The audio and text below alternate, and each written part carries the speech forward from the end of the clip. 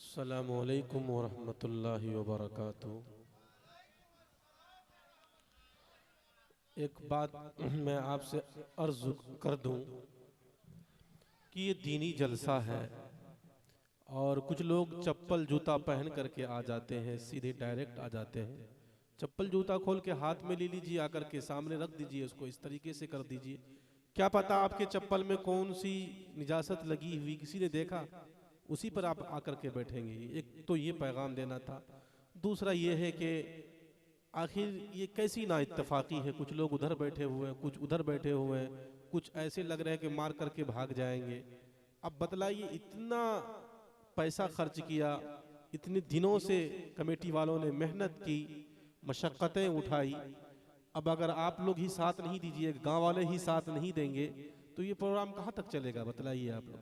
अभी आप थक गए, इसलिए मैं दरख्वास्त करता हूँ कि आप लोग सट सट के बैठे, तभी जाकर के जलसा इंशाल्लाह कामयाबी के दहलीज पर पहुंचेगा। आप जो पीछे बैठे वो आप थोड़ा आगे आ जाइए। ऐसा लगेगा मजमा कम है लेकिन मजमे में दम है। आइए, माशाल्लाह आप लोग ईमान वाले हैं, इस्लाम वाले हैं, बातों को मानने वाले हैं, और मैं उम्मीद करता हूं कि आप लोग आगे आएंगे। ये जगह जो खाली पड़ी है इसको भर भर दीजिए। माशाल्लाह, देखिए कितना जज्बा है इन लोगों के दिलों में। ईमान वाले के दिलों में ऐसे ही जज्बा हुआ करता है। आगे आइए, थोड़ा थोड़ा बैठिए, सड़ करके देखिए, इंशाल्लाह ठंड भी नहीं लगेगी, सड़ के बैठिए। ये जो नौजवान हमारे खड़े हैं, आप भी अंदर आ जाइए, आप आ जाइए। ये मेला ठेला जो है जलसे में, तो मैं इसके बहुत मुखालिफ हूँ कि लोग मेला ठेला में ज्यादा रहते हैं, जलसे में कम रहते हैं। तभी न कहते हैं कि जलसा मत कराओ।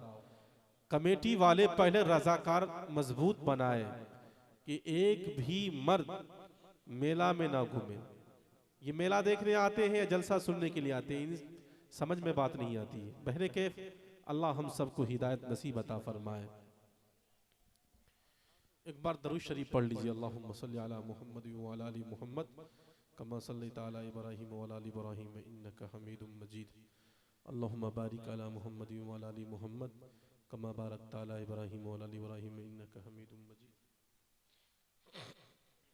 अल्हम्दुलिल्लाह नहमदुहु व नस्तईनुहु व नस्तगफिरुहु व नुअमिनु बिही व नतवक्कलु अलैहि व नऊज़ु बिल्लाहि मिन शुरूरि अनफुसिना व मिन सय्यिआति अमालिना। मन यहदिहिल्लाहु फला मुदिल्ल लहु व मन युद्लिलहु फला हादिय लहु। वअशहदु अन ला इलाहा इल्लल्लाहु वहदहु ला शरीक लहु वअशहदु अन्न सय्यिदना व मौलाना मुहम्मदन अब्दुहु व रसूलुहु सल्लल्लाहु तआला अलैहि वसल्लम तस्लीमन कसीरन कसीरा। अम्मा बअदु फ़अऊज़ु बिल्लाहि मिनश शैतानिर रजीम। बिस्मिल्लाहिर रहमानिर रहीम। वक़ज़ा रब्बुका अल्ला तअबुदू इल्ला इय्याहु व बिलवालिदैनि इहसाना इम्मा यब्लुगन्ना इंदकल किबरा अहदुहुमा औ किलाहुमा फला तक़ुल लहुमा उफ़्फ़िन वला तनहरहुमा वक़ुल लहुमा क़ौलन करीमा। वक़ाल अल्लाहु तबारक व तआला कुल लिलमुअ्मिनाति यग़्ज़ुज़्न मिन अबसारिहिन्न व यहफ़ज़्न फ़ुरूजहुन्न। वक़ाल अल्लाहु तबारक व तआला लक़द कान लकुम फ़ी रसूलिल्लाहि उस्वतुन हसना। वक़ाल अन्नबिय्यु सल्लल्लाहु अलैहि वसल्लम मन अहब्ब सुन्नती फ़क़द अहब्बनी कान मअय फ़िल जन्नह औ कमा क़ाल अलैहि स्सलातु वस्सलाम। कृष्णवतारतन्यारत पंथिम पृथ्वी मध्यम अन्न संख्यारतम बलवत्सदानम पृथ्वी सदी सर्वन्नमासन परसन परसोतन। मंगलम भगवानम विष्णु मंगलम पंडहरि काचु मंगलायतनौ हरि। स्वागतम मंगलम स्वागतम भूतलम स्वागतम मंगलम। ऐ नबी मंगलम, ऐ नबी मंगलम, दुखहरम सुखकरम जीवनवम नराशन सुवाजिन निवाजिन निछेद विद पुरुषन सुमनि रिमहे रथन न दुर्गा वस्तवा सुधानवा विश्व सम्मानी संभलगराम मुख यस्य महान्तम भावने विष्णु यश शकल की पर ध्रुव भविष्यतीय सनातन धर्मम पंचम वेस्तु एकम ब्रह्म द्वितीय नास्ति ने नास्ति किंचन द्वितीय वेस्तु षष्टांग कर्तक तृतीय वेस्तु दानम विच्यता चतुर्वेस्तु वर्तधारी पंचम वेस्तु तीर्थयात्रा कर्तक गंगा जले भविष्यते कोटि कोटि प्रणामनत मस्तक सकल प्रजाजनम है दीन बिंदु दया नदी अभिनंदनम स्वागतम शाहे उमम जन्म तिथि द्वादश रबीउल अव्वलम शुभ मंगलम प्रतिभा तुबत अलौकिक सुंदरम अति सुंदरम। एक दूसरे का हम सभी सम्मान करेंगे, एक दूसरे का हम सभी सम्मान करेंगे, झगड़ा न कभी हिंदू मुसलमान करेंगे, करेंगे झगड़ा न कभी हिंदू मुसलमान करेंगे।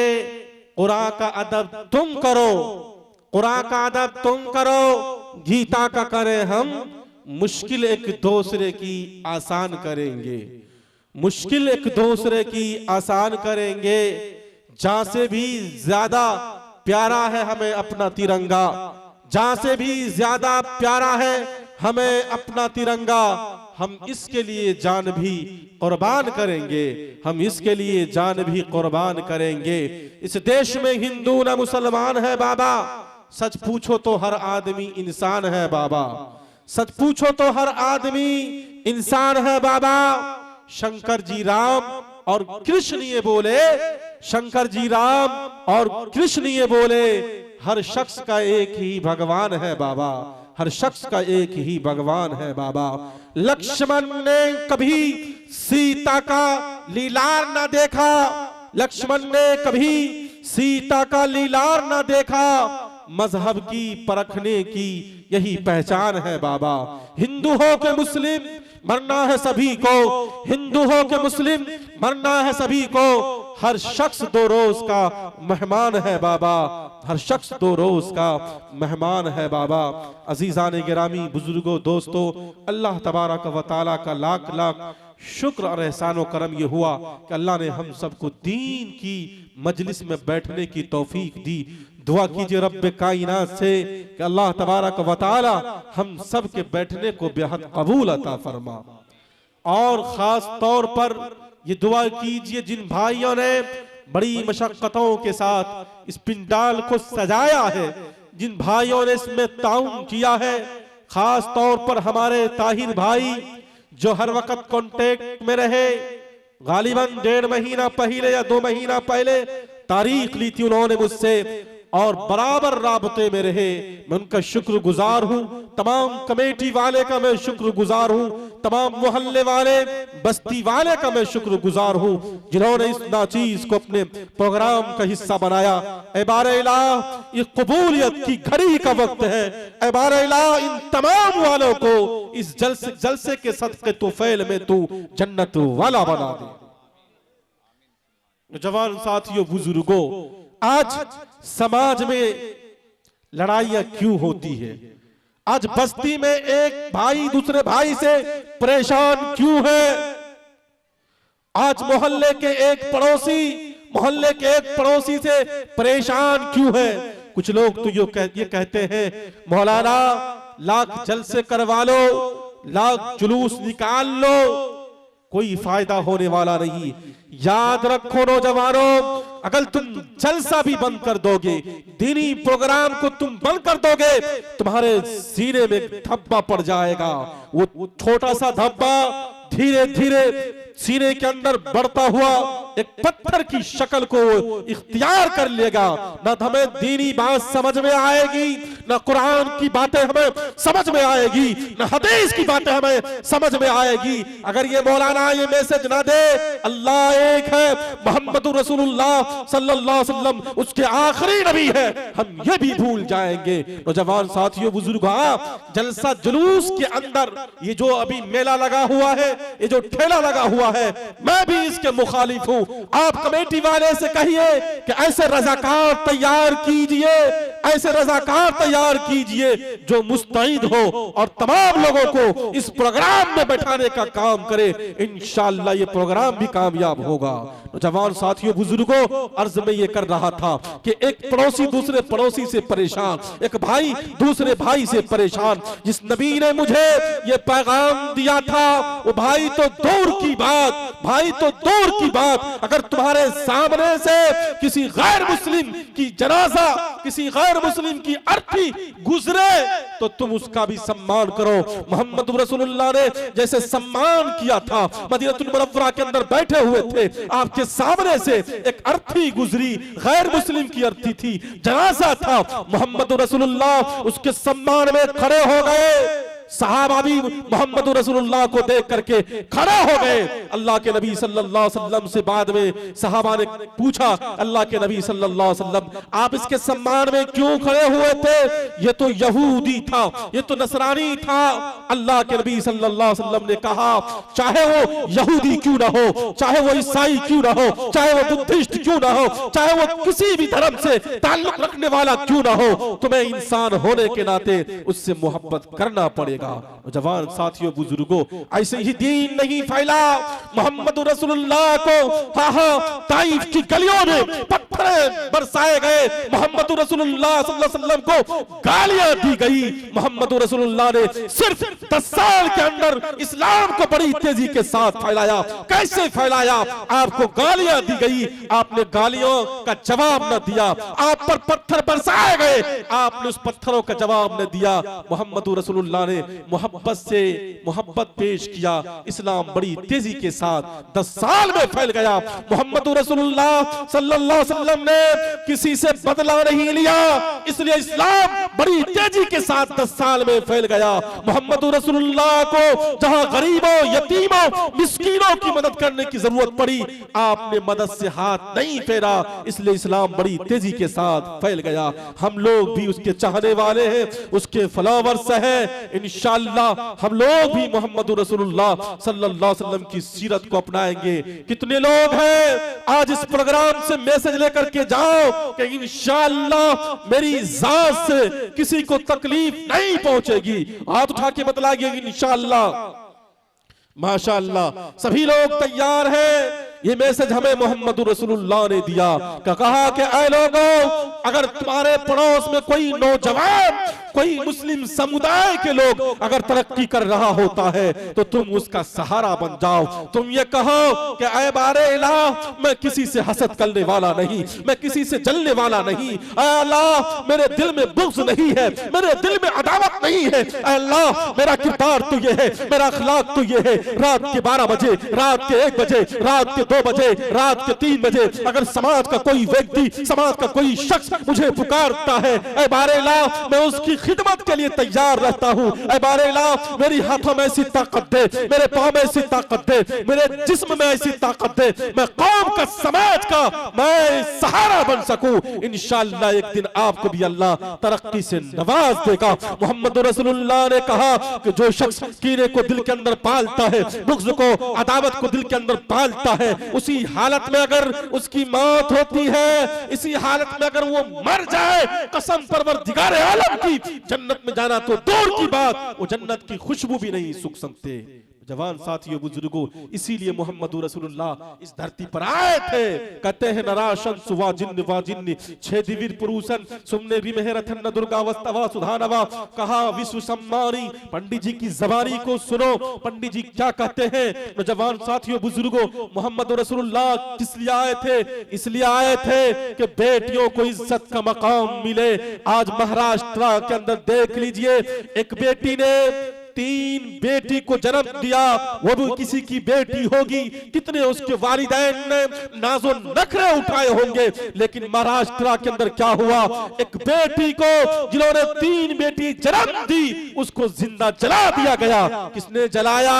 चाहे वो हिंदू समुदाय के लोग हो, चाहे वो मुस्लिम समुदाय के लोग हो।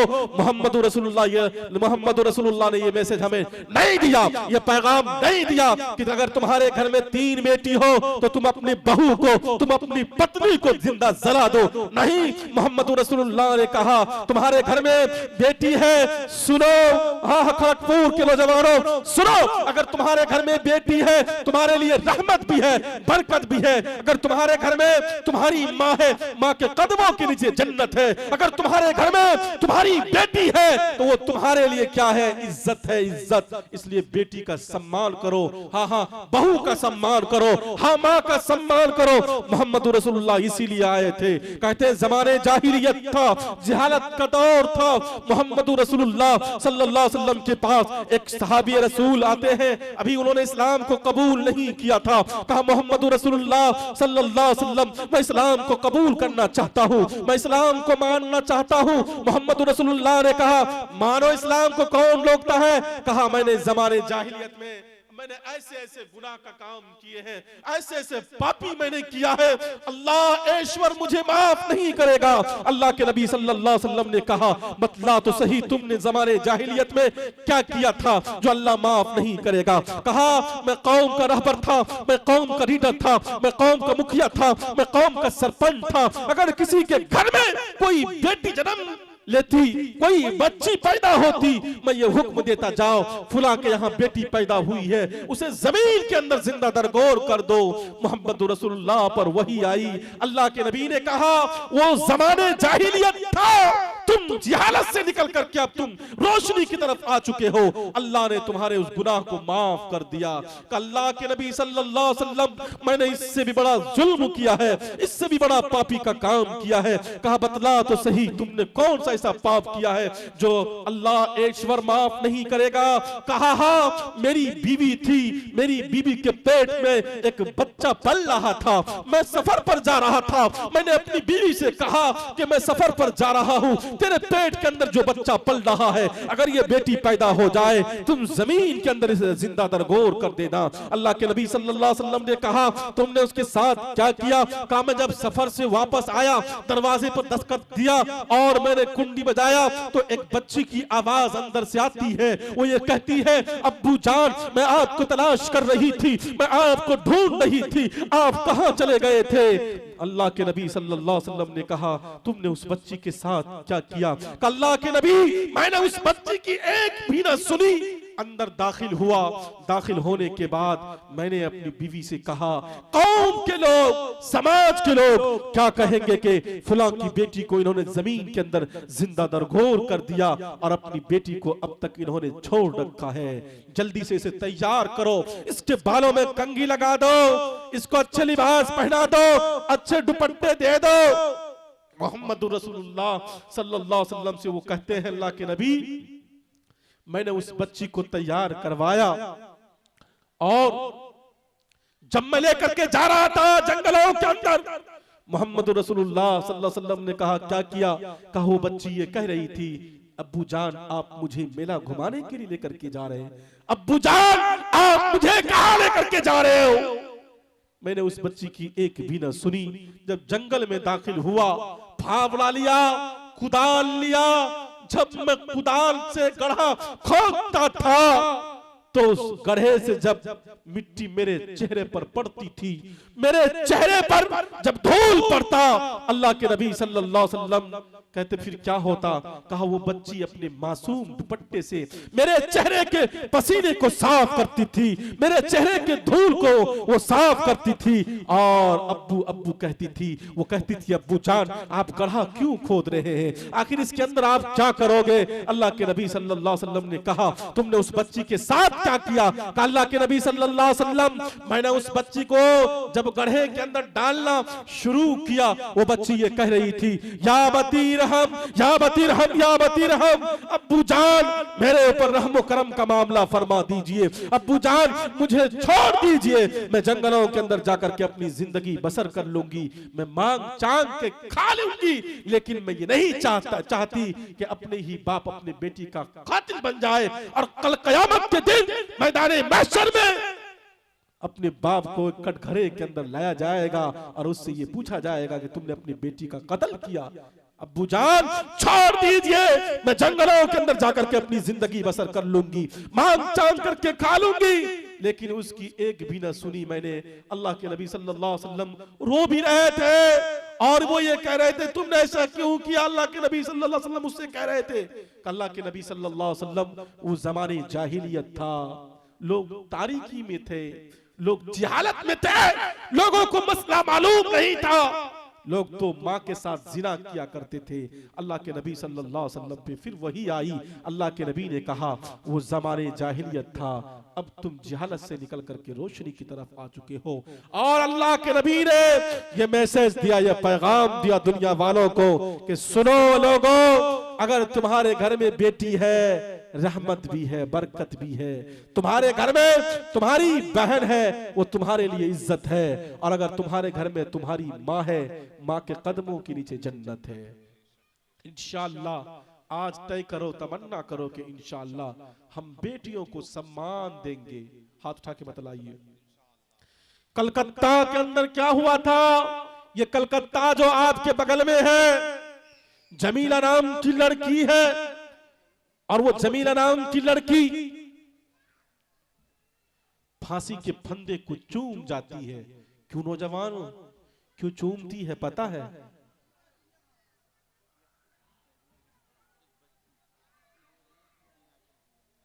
एक बच्ची है जो रो रही है।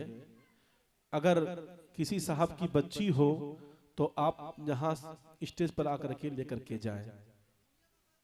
एक बच्ची स्टेज के पास रो रही है, एक जरूरी ऐलान सुने। एक बच्ची है और वो रो रही है, अगर किसी के हैं तो वो यहां आकर के लेकर के जाए। माशाल्लाह वो मिल गए उनके जो थे। नौजवान साथियों बुजुर्गों, तो अर्ज में ये कर रहा था, ये कलकत्ता आप जानते हैं? इसी कलकत्ता का एक वाकया पेश आया, कलेजा मुंह को आएगा जब आप इस वाकये को सुनेंगे। कलकत्ता की रहने वाली जिसका नाम जमीला है, वो दुनिया वाले को एक मैसेज देती है, एक पैगाम देती है। वो ये कहती है दुनिया वालों सुनो, जिस मोहम्मद रसूलुल्लाह ने बेटियों को इज्जत का मकाम दिया, आज हम अपने पांव से उन बेटियों की इज्जत को तार तार कर रहे हैं। जमीला की शादी हैदराबाद में हुई थी और उसका दरिंदा सिफत शौहर था। उस दरिंदा सिफत शौहर ने उसके साथ क्या बदसलूकी की थी वो बताने जा रहा हूं। नाम जमीला है, शादी हैदराबाद में हुई थी, उनको जहेज न मिला था, पैसा न मिला था, फ्री में शादी हुई थी। उसने क्या किया, उस जमीला नाम की बेटी को हैदराबाद के होटल में बेच दिया। और आपको सुनकर के हैरत होगी, कितने में बेचा? महज 15,000 में बेचा।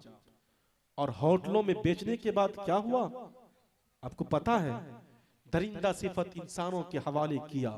उन दरिंदा सिफत इंसान ने उस जमीला नाम की लड़की की जिस्म के साथ खिलवाड़ किया, उसकी इज्जत को पामाल किया। और जब उसकी इज्जत को पामाल किया गया, उन्होंने एक खत लिखा अपने बाप के नाम से, जो खत आज भी कलकत्ता के अंदर मौजूद है। उसके बाप का नाम सलीम है। उसने खत में ये लिखा था, ए दुनिया वालों सुनो, ए मेरे अब्बू जान, आप तक ये पैगाम जाना चाहिए। अब्बू जान, मैं दुनिया के अंदर अब किसी को अपना चेहरा दिखा नहीं सकती।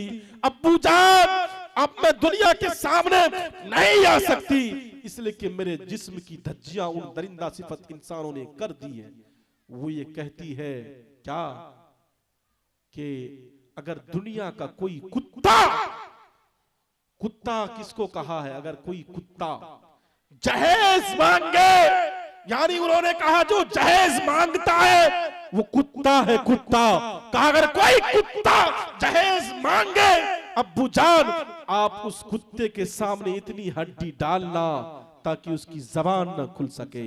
अब्बू जान एक मैसेज दे रही हूँ, मैंने एक बहन को छोड़ करके यहाँ मैं एक बहन छोड़ करके आई हूँ और उस बहन का नाम फातिमा है। अब्बू जान उस फातिमा के लिए इतने पैसे इकट्ठा कर लेना, इतने रुपये इकट्ठा कर लेना, अगर कोई कुत्ता जहेज मांगे उस कुत्ता के सामने आप इतनी हड्डी डालना उसकी जबान खामोश हो जाए और वो जमीला नाम की लड़की फांसी के फंदे को लगा करके पंखे से लटक करके अपनी जान दे देती है। नौजवान साथियों, बुजुर्गों, न जाने इसी हिंदुस्तान के अंदर कितनी ऐसी जमीला नाम की लड़की होगी, फातिमा नाम की लड़की होगी, ज़ैनब नाम की लड़की होगी, सुमैया नाम की लड़की होगी, अस्मा नाम की लड़की होगी। आए दिन हम अखबारात में पढ़ते हैं कि फुला की बेटी को जिंदा जला दिया गया, फुला की बेटी के साथ बदसलूकी की गई, फुला की बेटी को जिंदा कत्ल कर दिया गया।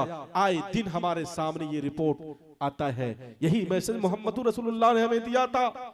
जवान साथियों, बुजुर्गों, इंशाअल्लाह हम लोग बेटियों का सम्मान करेंगे। नरा शंस वाजिन वाजिन छेदिविर पुरुषन सुमने रिमहे रथन दुर्गा वस्तवा सुधानवा विश्व सम्मानी मोहम्मद रसूलुल्लाह सल्लल्लाहु अलैहि वसल्लम के बारे में पंडित जी क्या कहते हैं? जिस मोहम्मद रसूलुल्लाह की तारीफ पंडित जी करते हैं, पंडित जी कहते हैं लोगों कहीं मत जाओ और घबराओ मत। अगर तुम परेशान हो, खेत में, खलियान में, चौक पे, चौराहे पे, अगर तुम कहीं भी परेशान हाल हो तो सुनो मेरी इस मंत्र को गौर से ध्यान से सुनो। कतेंद्रम मित्रम रूरवम गुरुद्वानम अज्ञान हित कृत मोहम्मद नकारसम विदायम तदूरी अंत आत्मा शांति, अंत आत्मा शांति। पंडित जी ये कहते हैं लोगों, अगर तुम कामयाब इंसान बनना चाहते हो, अगर तुम अच्छे इंसान बनना चाहते हो, क्या तुम नया साल मनाओगे? अरे सुनाओगे, मनाओगे तुम? ये सीरतुन नबी का जलसा है। कुछ लोग दिल के अंदर ये इरादा लेके बैठे हुए होंगे कि हम नया साल मनाएंगे, तारीख बदलेगी, नया साल आएगा और उस नया साल के अंदर मैं शराब पीऊंगा और मैं अपने गर्लफ्रेंड के साथ घूमने जाऊंगा। कुछ लोगों ने ये तय कर लिया होगा। कुछ लोग यहाँ भी होंगे जो ये सोच रहे होंगे कि कल नया साल होने वाला है और इस नया साल में हमें क्या क्या करना है। सुनो नौजवानों, तुम्हारी जिंदगी के 1 साल कब हो गए और तुम नया साल मनाने चले हो? बल्कि मुहासबा लो, हिसाबो किताब करो कि 2024 में मैंने क्या किया था, कितने गुनाह मुझसे हुए, कितने मैंने सवाब कमाया 2024 के अंदर, मैंने कितने कुरान की तिलावत की थी, मैंने 2024 के अंदर कितनी हदीस मैंने याद की थी। बल्कि ये मुहासबा करो और इस फिक्र में ना रहो कि 2024 आएगा हम मनाएंगे। ये मुसलमानों का ये शिवा नहीं है कि मुसलमान 1 जनवरी मनाए और नया साल मनाए। नौजवान साथियों, अपनी जिंदगी का मुहासबा करो। मौत तो आनी है, मौत अटल हकीकत है।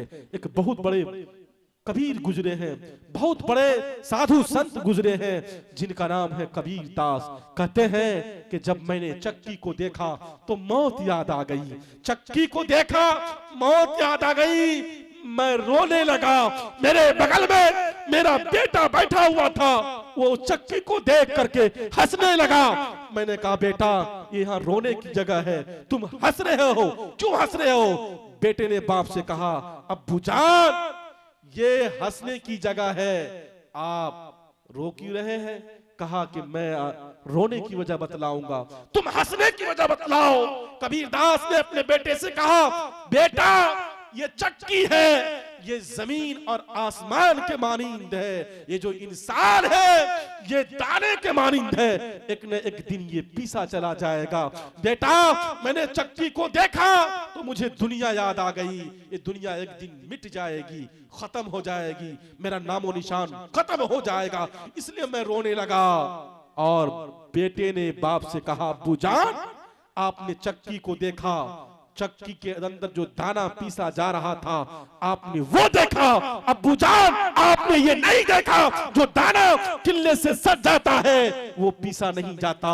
जो अल्लाह की रस्सी को, ईश्वर की रस्सी को मजबूती से थाम लेता है वो यहाँ भी कामयाब होता है और मैदान महशर में भी कामयाब होगा और यौम आखिरत में भी कामयाब होगा।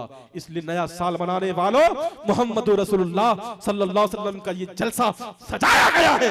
यहाँ से पैगाम लेकर के जाओ, यहाँ से मैसेज लेकर के जाओ कि हम मोहम्मद रसूलुल्लाह के फॉलोवर्स हैं, हम मोहम्मद रसूलुल्लाह के मानने वाले हैं, हम उनके चाहने वाले हैं। इंशाअल्लाह हम नया साल नहीं मनाएंगे बल्कि एक ऐसे काम से आप इस साल का आगाज करो, किसी गरीब को आप एक कंबल खरीद करके दे दो। अगर किसी के आप चूल्हा नहीं जला है तो इस नए साल में जाकर के आप उसको कुछ रकम दे दो ताकि उसके यहाँ चूल्हा जल जाए। अगर किसी गरीब को कपड़े की जरूरत हो तो आप एक तारीख से उस गरीब की मदद कर दो ताकि वो कपड़ा खरीद सके।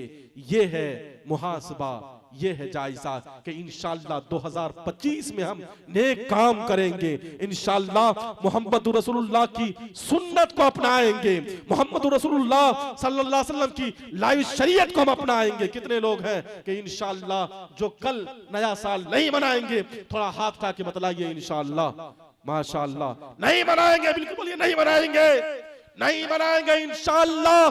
तो मैं अर्ज ये कर रहा था, पंडित जी ये कहते हैं लोगों अगर तुम्हें कामयाबी चाहिए तो कामयाबी खेत में नहीं है, खलियान में नहीं है, दुकान में नहीं है, मकान में नहीं है। ऐ लोगों सुनो, पंडित जी की जबानी को सुनो, हमारे हिंदू भाई बैठे हुए हैं तो आप भी सुनिए पंडित जी क्या कहते हैं। कटेंद्रम मित्रम रूरवम गुरुद्वारम अज्ञान हित कित मोहम्मद नकाशम इदायम तदूरी अंत आत्मा शांति, अंत आत्मा शांति, अंत आत्मा शांति। ऐ लोगों अगर तुम कामयाब इंसान बनना चाहते हो तो मोहम्मद रसूलुल्लाह सल्लल्लाहु अलैहि वसल्लम के ज्ञान को अपने आत्मा के अंदर सम्मान दो, तुम अच्छे इंसान बन जाओगे। क्या समझे? मोहम्मद रसूलुल्लाह के ज्ञान क्या है? मोहम्मद रसूलुल्लाह ने कहा गरीबों की मदद करो, पांचों वक्त की नमाज पाबंदी से पढ़ो, ज़कात दो, सदकात दो। कहते हैं पंडित जी कि मोहम्मद रसूलुल्लाह के ज्ञान को अपने आत्मा के अंदर सम्मान दो, तुम यहाँ भी कामयाब हो जाओगे, वहां भी कामयाब हो जाओगे। हमने कहा पंडित जी हमने मोहम्मद रसूलुल्लाह सल्लल्लाहु अलैहि वसल्लम के ज्ञान को अपने आत्मा के अंदर सम्मान दिया, अब क्या करना पड़ेगा? पंडित जी कहते हैं इंदरम मित्रम रूरवम।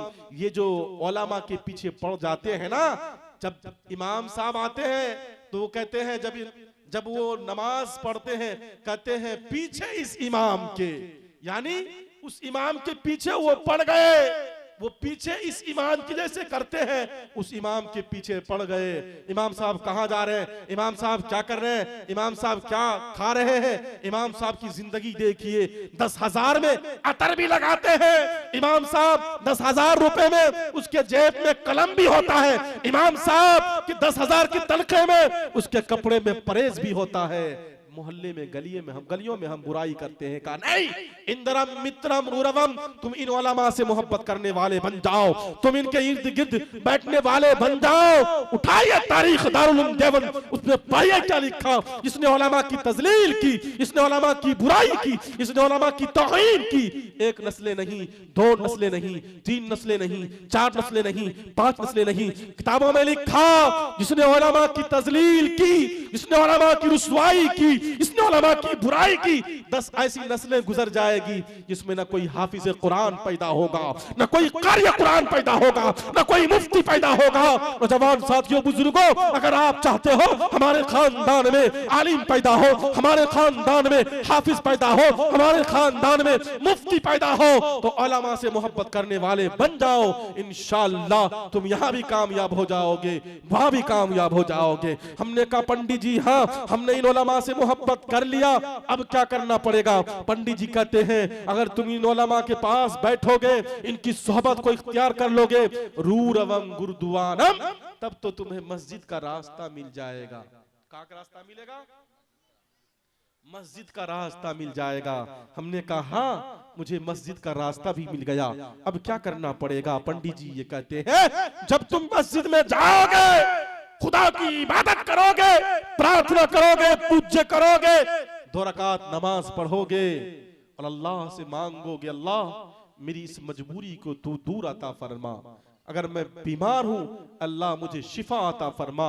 कसम परवरदिगार आलम की, कुरान भी कहता है अला बिज़िक्रिल्लाहि तत्मइन्नुल कुलूब। ऐ लोगों, अगर तुम अच्छे इंसान बनना चाहते हो, अला बिज़िक्रिल्लाहि तत्मइन्नुल कुलूब, अपने दिलों का तुम सुकून चाहते हो, इत्मीनान चाहते हो, तुम्हें कहीं जाने की जरूरत नहीं है।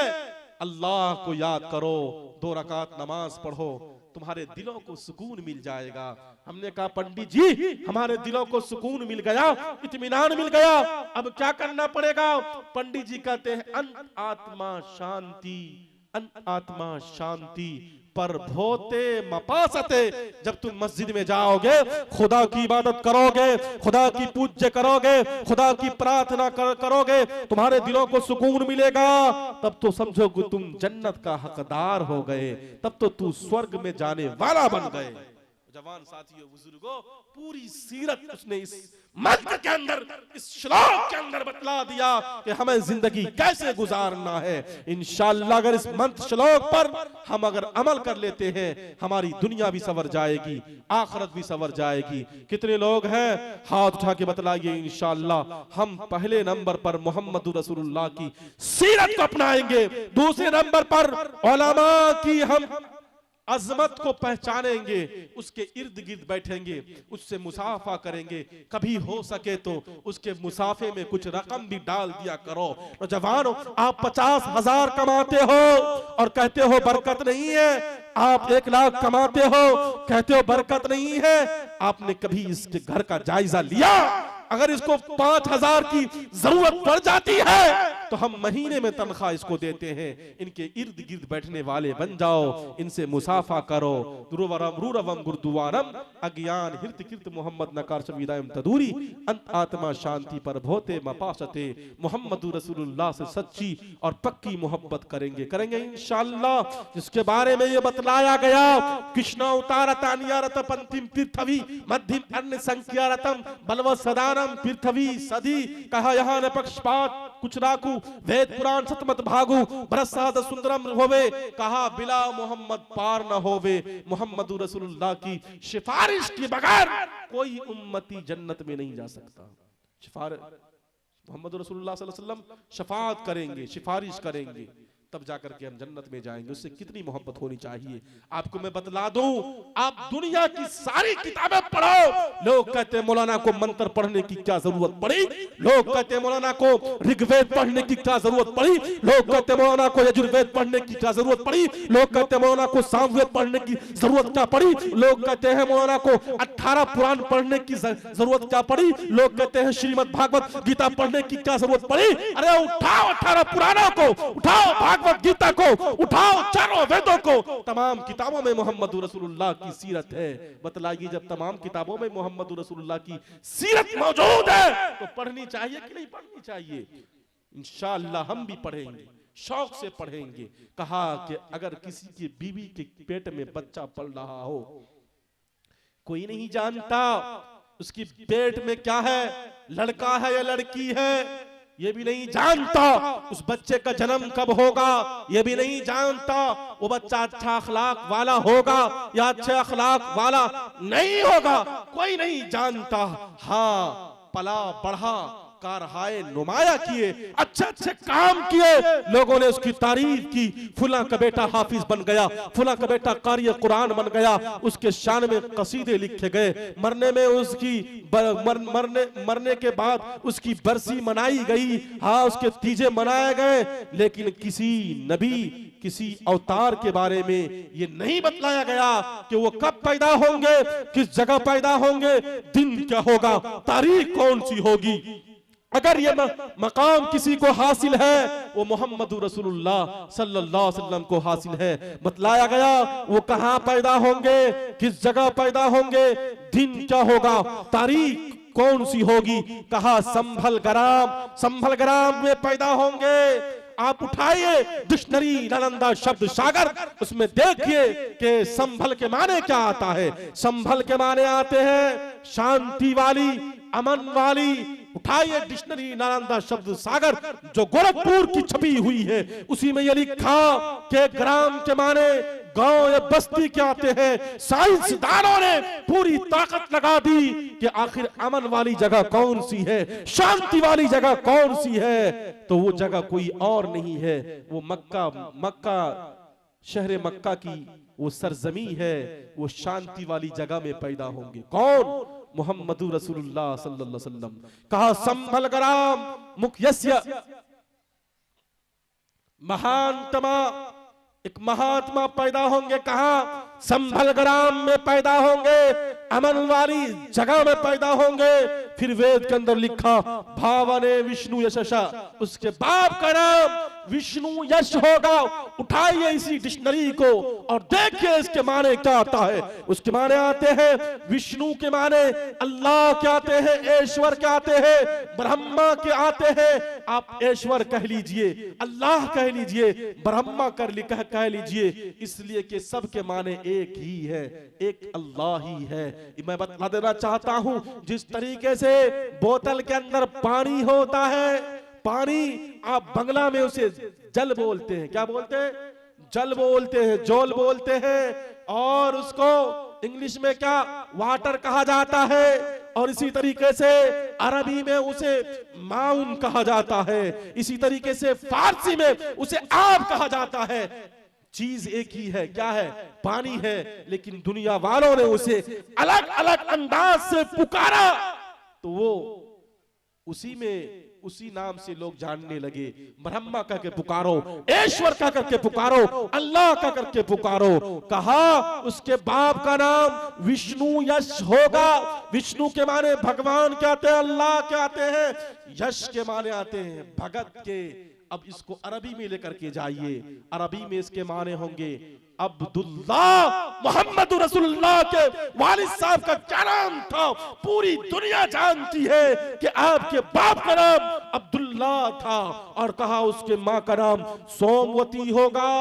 सोमवती के माने जब देखेंगे डिक्शनरी में क्या लिखा, कहा शांति वाली, अमन वाली, सुकून वाली, चैन वाली। जब इसको अरबी में लेकर के जाएंगे तो क्या होगा? आमिना होगा। उसके माँ का नाम आमना था।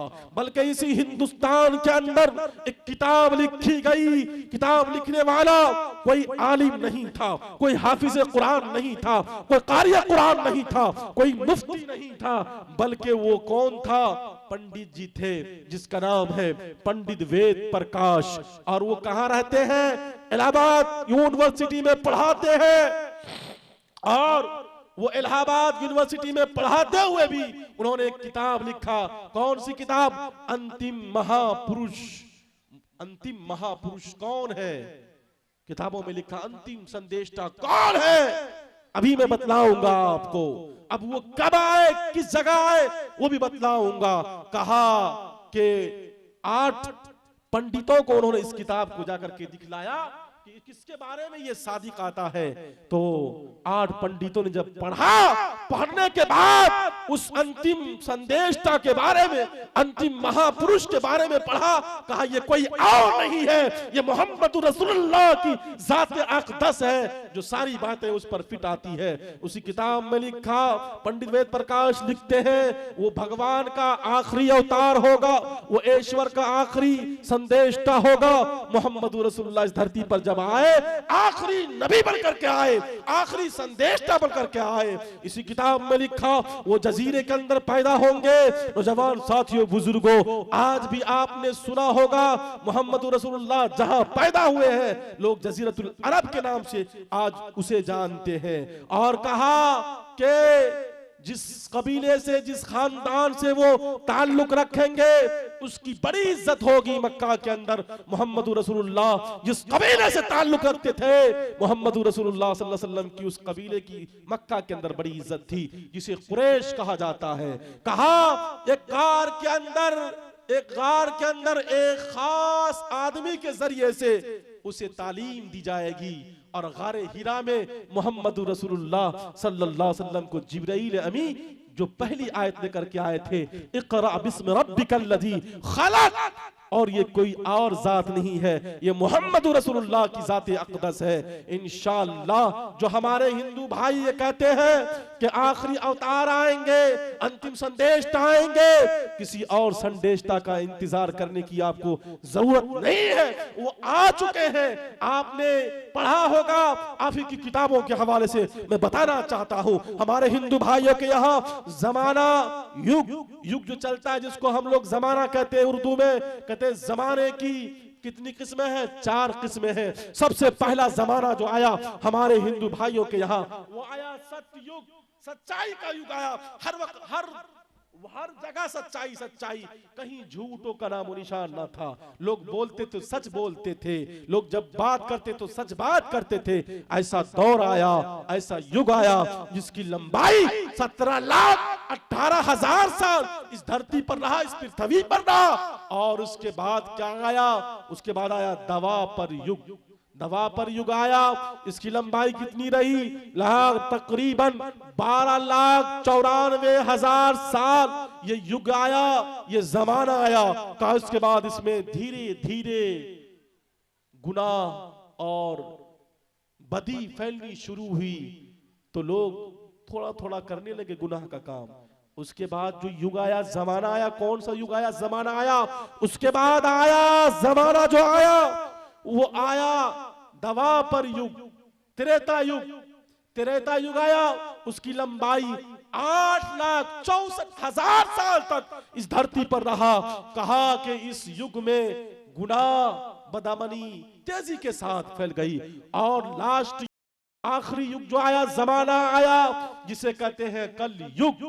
कल युग के नाम से जानते हैं हमारे हिंदू भाई, कहते कल युग चल रहा है, कल युग चल रहा है, कल युग चल रहा है, यानी कयामत का जमाना चल रहा है। इसी जमाने में कयामत आएगी। और कहा कि इसी जमाने में एक अंतिम संदेशता आएंगे जो जिहालत को दूर करेंगे और लोगों को रोशनी की तरफ बुलाएंगे। इसी को कहा गया कल की के माने आते हैं सियाही के धोने को और रोशनी की तरफ, कल की अवतार रोशनी की तरफ लोगों को लाने को। मोहम्मद रसूलुल्लाह आए तो लोगों को रोशनी मिली इंशाअल्लाह। और किसी और अंतिम संदेशता का हम इंतजार नहीं करेंगे। उस आखिरी नबी सल्लल्लाहु अलैहि वसल्लम पर मेरा ईमान है और मरते दम तक इंशाअल्लाह ईमान रहेगा। और अल्लाह की हम भक्ति करेंगे, प्रार्थना करेंगे, पूज्य करेंगे इंशाअल्लाह। वो नबी जिसके बारे में बतलाया गया कि जब आपने दीन की दावत दी, जो इस्लाम का सबसे बड़ा दुश्मन था, जिसका नाम अबू जहल था, जैसे पता चला कि लोग इस्लाम में तेजी के साथ आ रहे हैं, कहा कृष्ण अवतारा था अनियारता पंथिम पृथ्वी सदी। कहा जब वो अपने दीन को फैलाएंगे, लोग उनसे लड़ाइयां लड़ेंगे। अबू जहल को जैसे पता चला कि इस्लाम बड़ी तेजी के साथ फैल रहा है, उसने यमन के बादशाह तक एक खबर पहुंचाई कि देखो एक मोहम्मद नामी शख्स मक्का के अंदर आया है और बड़ी तेजी के साथ वो इस्लाम को फैला रहा है, जल्दी मक्का जाओ और उसे रोको। हबीब यमनी मक्का पहुंचते हैं और मोहम्मद रसूलुल्लाह सल्लल्लाहु अलैहि वसल्लम तक ये पैगाम पहुंचाते हैं कि मैं हबीब यमनी यमन से आया हूं, आपसे मुलाकात का ख्वाहिशमंद हूं। अल्लाह के नबी सल्लल्लाहु अलैहि वसल्लम हजरत अबू बकर सिद्दीक अकबर रजी अल्लाह ताला अन्हु को साथ लेते हैं और लेने के बाद आप आते हैं, कहते हैं हबीब यमनी क्या बात थी, तुमने क्यों मुझे याद किया? कहा मैंने इसलिए याद किया, मैंने सुना है कि आप आखिरी नबी बनकर के आए। कहा मैं आखिरी नबी बनकर के आया हूं और अल्लाह ने मुझे आखिरी नबी बनाया है। कहा कि बतलाइए आपका मौजिजा क्या है। माइक वाले भाई पंचर कर दीजिएगा हमको, मुझे बोलने में बिल्कुल नहीं बनना है। थोड़ा आप आवाज खींच रही है आपकी, 2 घंटा या 3 घंटा भी बोल देंगे, लेकिन थोड़ा सा आवाज आप दीजिए, आवाज हमारी फंस रही है। आवाज बिल्कुल मैं ऐसे नहीं बोलता हूं, जैसे मैं बोलता हूं थोड़ा मेरी आवाज जा रही है। कहा जब वो अपने दीन को फैलाएंगे, जब अपने वो दीन को फैलाएंगे लोग उनसे लड़ाइयां लड़ेंगे। अबू जहल ने हबीब यमनी को भेजा, कहा कि देखो एक मक्का के अंदर कोई मोहम्मद नामी शख्स है और वो कहता है कि मैं आखिरी नबी बनकर के आया हूँ। अभी एक आपने नाम सुना होगा शकील इब्न हनीफ, हमारे बिहार के हैं। कहाँ के हैं? बिहार के हैं। बड़ी तेजी के साथ लोग उसके जाल में फंस रहे हैं, उसके फितने में फंस रहे हैं। मुसलमानों, कभी किसी शकील इब्न हनीफ के फितने में मत फंसना। बड़ी तेजी की कुछ रकम दे दिया, कुछ पैसे दे दिया, लोग बड़ी तेजी से उसकी तरफ जा रहे हैं कि ये आखिरी नबी बनकर के आया है, ये हजरत मेहदी है, ये है, वो है। उसके जाल में मत फंसना। मोहम्मद रसूलुल्लाह सल्लल्लाहु अलैहि वसल्लम ने कहा, ए हबीब यमनी, जो मुझसे तुम मुलाकात करने के लिए आए, कहा कि मैं मुलाकात का इसलिए ख्वाहिशमंद हूँ, मैंने सुना है कि मक्के के अंदर एक नौजवान आया है जो मोहम्मद नामी है, जो नबूवत का दावा करता है कि मैं अल्लाह का आखिरी नबी हूँ। कहा मैं अल्लाह का आखिरी नबी हूँ। कहा कि बतलाओ आपका मौजिजा क्या है। अल्लाह के नबी सल्लल्लाहु अलैहि वसल्लम ने मैदान मीना के अंदर लोगों को इकट्ठा किया था, लोगों को जमा किया और कहा, ए हबीब यमनी, बतलाओ जो तुम कहोगे वो मैं करके दिखलाऊंगा।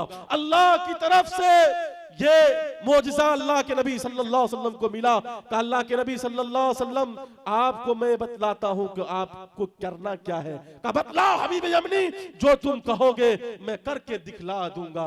अल्लाह के नबी सल्लल्लाहु अलैहि वसल्लम से हबीब यमनी कहता है कि चांद अभी अपने शबाब पर है, चांद के दो टुकड़े कर दो, तब तो मैं तुम्हें नबी मानूंगा। ऐसे मैं नबी मानने वाला नहीं हूं। अल्लाह के नबी सल्लल्लाहु अलैहि वसल्लम ने मैदान मीना के अंदर लोगों को इकट्ठा किया, जमा किया। अल्लाह के नबी ने चांद के जानिब इशारा किया, चांद दो टुकड़े में बट गए। एक टुकड़ा पहाड़ के एक तरफ, दूसरा टुकड़ा पहाड़ के दूसरे तरफ। लोगों ने अपने माथों की निगाह से इस मौजिज़े को देखा। कहा हबीब यमनी, तुमने देखा इस मौजिज़े को? अल्लाह के नबी सल्लल्लाहु अलैहि वसल्लम से हबीब यमनी कहने लगता है, ये तो जादूगर है, ये कोई इंसान नहीं है। कहा कि हबीब यमनी, अब भी तुम्हें यकीन नहीं आया?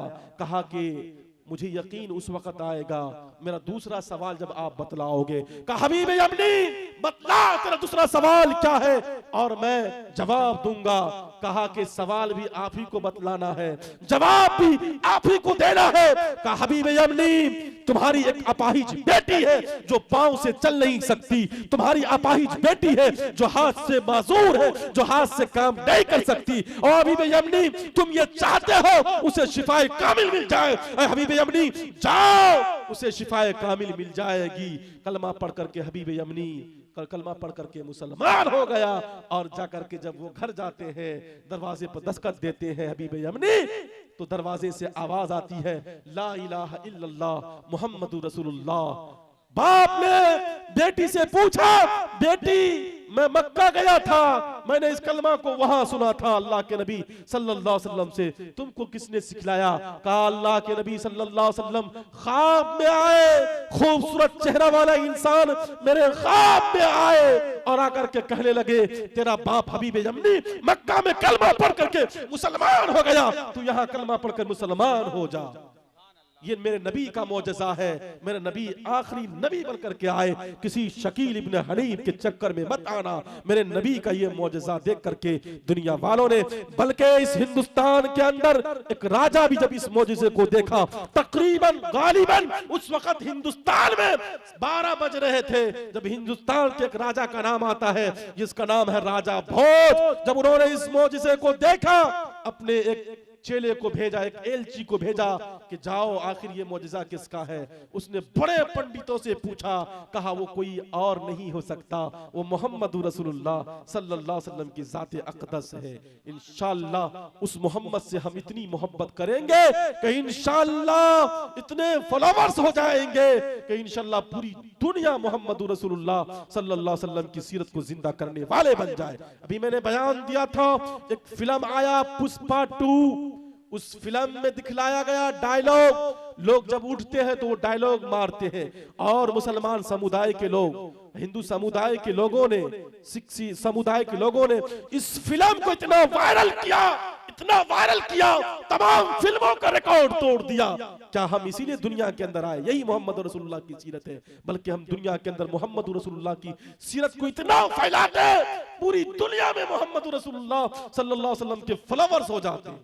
इंशाअल्लाह हम मोहम्मद रसूलुल्लाह के मानने वाले हैं, चाहने वाले हैं, और जब तक जान में जान है मोहम्मद रसूलुल्लाह सल्लल्लाहु अलैहि वसल्लम को मानते रहेंगे। कौन उमर? नाम आपने सुना होगा, नाम उमर है। इस्लाम की जब खबर ये पहुंची कि अमीर हमजा ने इस्लाम को कबूल कर लिया है, अब उमर के दिल में ये बात आई, एक शेर चला गया इस्लाम में जिनका नाम अमीर हमजा है। इस्लाम बड़ी तेजी के साथ फैल रहा है, इसको कैसे रोका जाए? इस्लाम के इस बढ़ते हुए कदम को कैसे रोका जाए?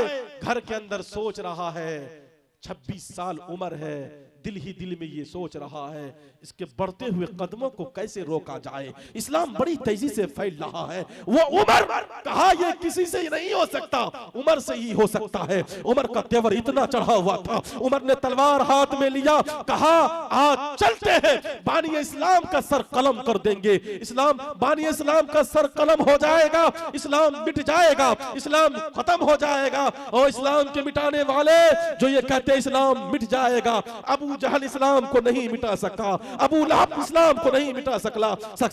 इस्लाम कल कयामत तक इंशाअल्लाह जिंदा रहेगा। वो उमर का तेवर इतना चढ़ा हुआ था, उमर हाथ में तलवार लेकर के निकलते हैं, कहते आज बानी इस्लाम का सर कलम करने जा रहा हूं, इस्लाम मिट जाएगा, खत्म हो जाएगा। रास्ते में एक सहाबी रसूल से मुलाकात होती है, कहते हैं ऐ उमर तुम्हारे तेवर अच्छे नहीं लग रहे हैं, कहां जा रहे हो? तुम्हारे इरादे अच्छे नहीं लग रहे हैं, तुम कहां जा रहे हो? कहा बानी इस्लाम का सर कलम करने जा रहा हूं। उस सहाबी रसूल जिसने उमर से पूछा था, कहा कहां जा रहे हो? उसका इस्लाम लाना अभी जाहिर नहीं हुआ था। कहा मैं बानी इस्लाम का सर कलम करने जा रहा हूं। कहा कि पहले जाकर के अपने बहनोई की खबर तो ले लो कि जिस नबी का सर तुम कलम करने जा रहे हो उसी के नाम पर अपनी जान का सौदा कर बैठी है, और तुम्हारे बहनोई भी उसी नबी के नाम का अपनी जान का सौदा कर बैठी है।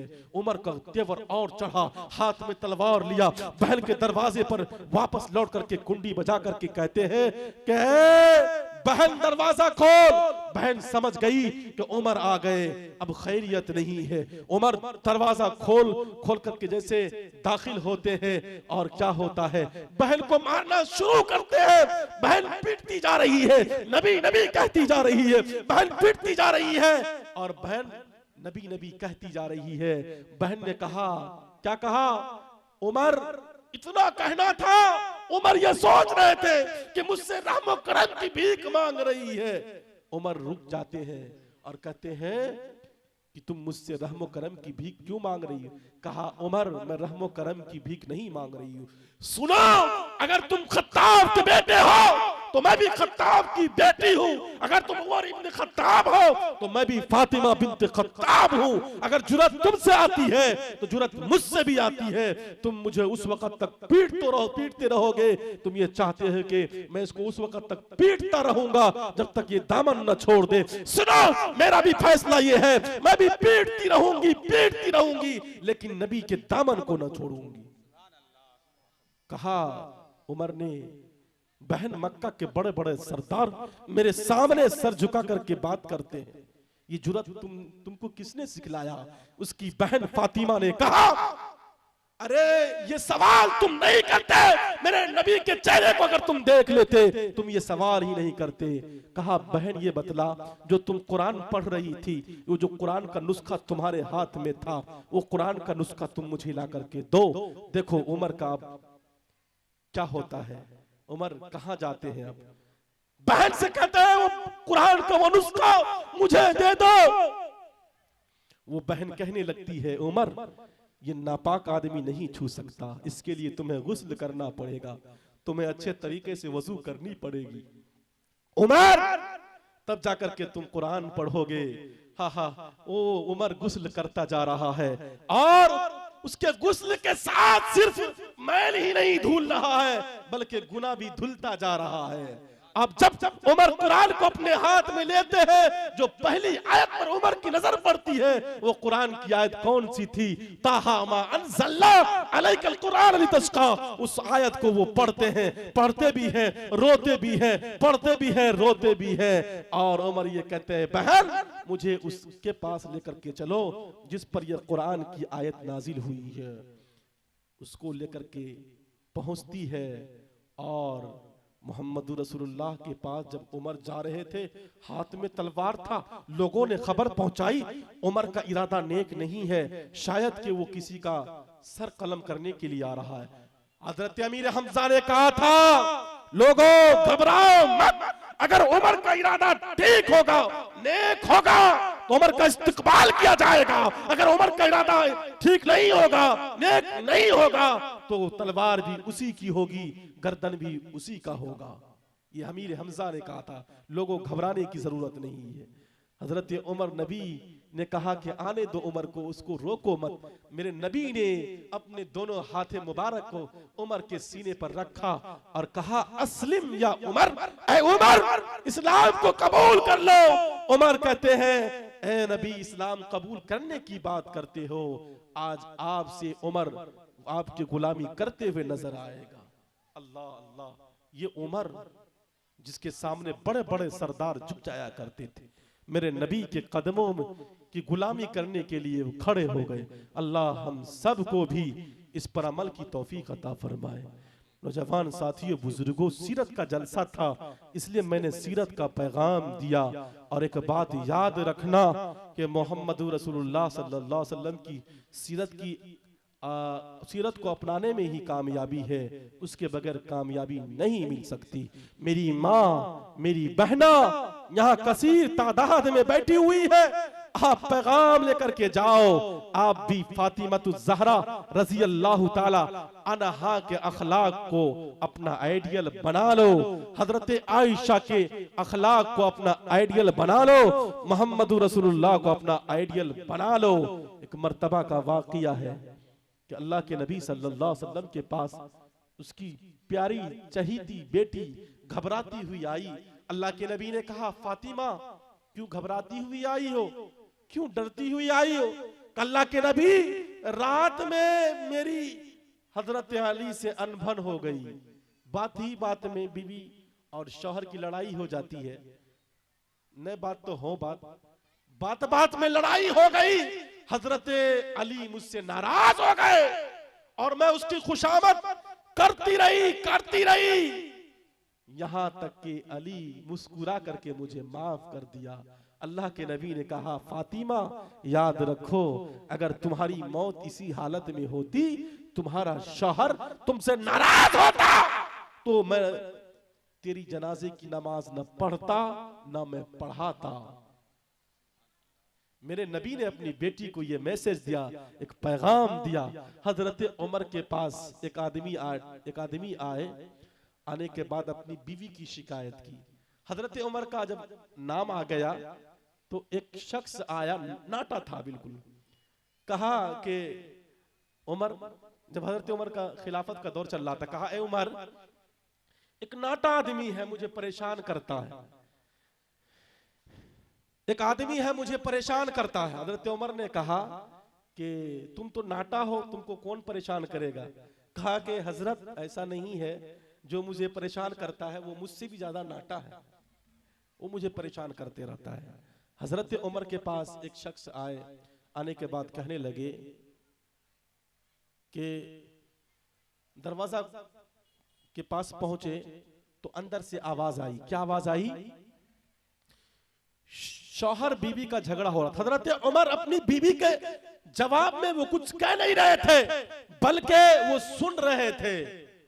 तो वो अपनी बीवी की शिकायत लेकर के हजरत उमर के पास पहुंचे थे, तो वापस जा रहे थे। हजरत उमर बाहर निकले, बाहर निकलने के बाद कहा कि क्या बात थी जो तुम वापस जा रहे हो? कहा, जो मामला मेरे साथ था वो मामला आपके भी साथ था। कहा, क्यों? कहा कि आपकी बीवी आपसे लड़ रही थी, मेरी बीवी भी मुझसे बदज़बानी करती रहती है, हर लड़ती रहती है, बला फजूल वो मुझसे लड़ाई झगड़े करती रहती है। हजरत उमर को उसने कहा कि मैंने एक चीज देखा, आपकी बीवी लड़ती रही, झगड़ती रही, लेकिन आपने जवाब नहीं दिया। कहा कि मैंने जवाब इसलिए नहीं दिया, मेरी बीवी का मेरे ऊपर बहुत सारे एहसानात हैं। एक एहसान तो ये है, ये मेरी बीवी मुझे गुनाहों से बचाती है। एक एहसान तो ये है कि मेरी बीवी मेरे बच्चे के पेशाब पखाने को साफ करती है। एक एहसान तो ये भी है कि मेरी बीवी मेरे लिए खाना का इंतजाम करती है। मेरी बीवी मेरे कपड़े को वो धुलती है। और मेरे ऊपर बहुत सारे एहसानात हैं। अगर वो गुस्सा गई तो क्या हुआ? कहते हैं उमर, अब मुझे बात समझ में आ गई कि मेरे बीवी का मेरे ऊपर बहुत सारे एहसानात हैं। आज मैं घर जाऊंगा, झगड़े को खत्म करूंगा। इंशाअल्लाह हम भी अपनी बीवी से लड़ेंगे। आप बताइए, लड़ेंगे? नहीं लड़ेंगे, बताइए नहीं लड़ेंगे इंशाअल्लाह। बहुत सारे इसके एहसानात हैं। याद रखो नौजवान साथियों, बुजुर्गों, अगर आप चाहते हो हमारा समाज अच्छा बने, हमारे गांव में बेदारी आए, हमारा नौजवान अच्छा हो, हमारा नौजवान हैप्पी न्यू ईयर्स ना कहने वाला हो, तो क्या करना पड़ेगा? पंडित जी की बात सुनिए। कहते हैं कि मातृमान पितृमान चार्यमान पुरुषो वेदहा। पंडित जी ये कहते हैं लोगों, अगर आप चाहते हो हमारा गांव अच्छा हो, हमारा समाज अच्छा हो, हमारी बस्ती के अंदर बेदारी आए, तो करना क्या पड़ेगा?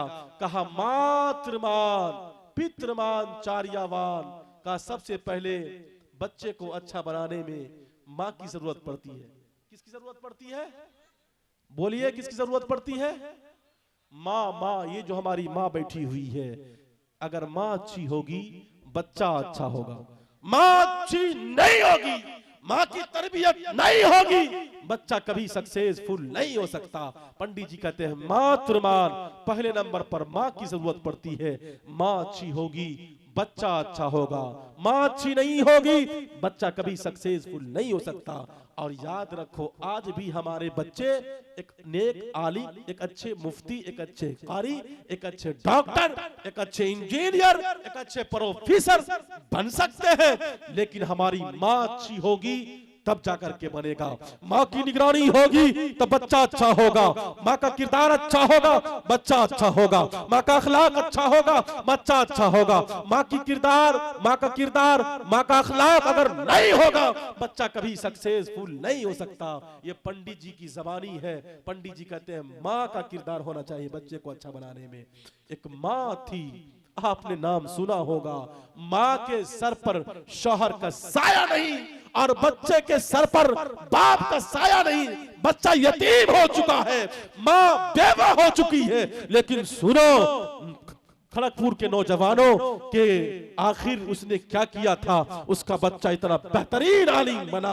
उस माँ ने ये तय कर लिया था, ये तमन्ना कर लिया था, जब तक मेरा बेटा हाफिज कुरान न बन जाए, जब तक मेरा बेटा आलिम दीन न बन जाए, जब तक मेरा बेटा मुफ्ती न बन जाए, मेरी माँ मेरी बहना सुनो, गौर से सुनो, उस माँ के इस अहद को सुनो। उस माँ ने ये ठान लिया था, जब तक मेरा बच्चा हाफिज कुरान न बन जाए, मैं उस वक्त तक न एक्सेप्ट करूंगा कि ये मेरा बेटा है, मैं नहीं मानूंगा ये मेरा बेटा है।